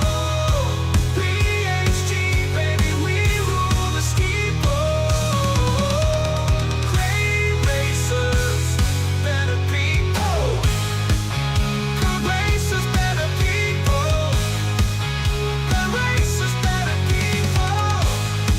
Great racers, better people. Crowds chant as the lights go green. Adrenaline rush, it's a traveler's dream.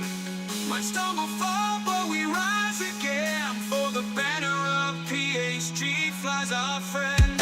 Great racers, yeah, better people. Rising like a phoenix, ain't no sequel.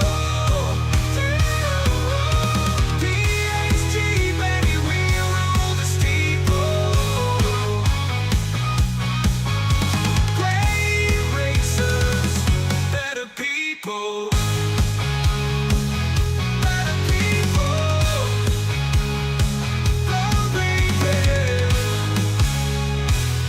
Better people.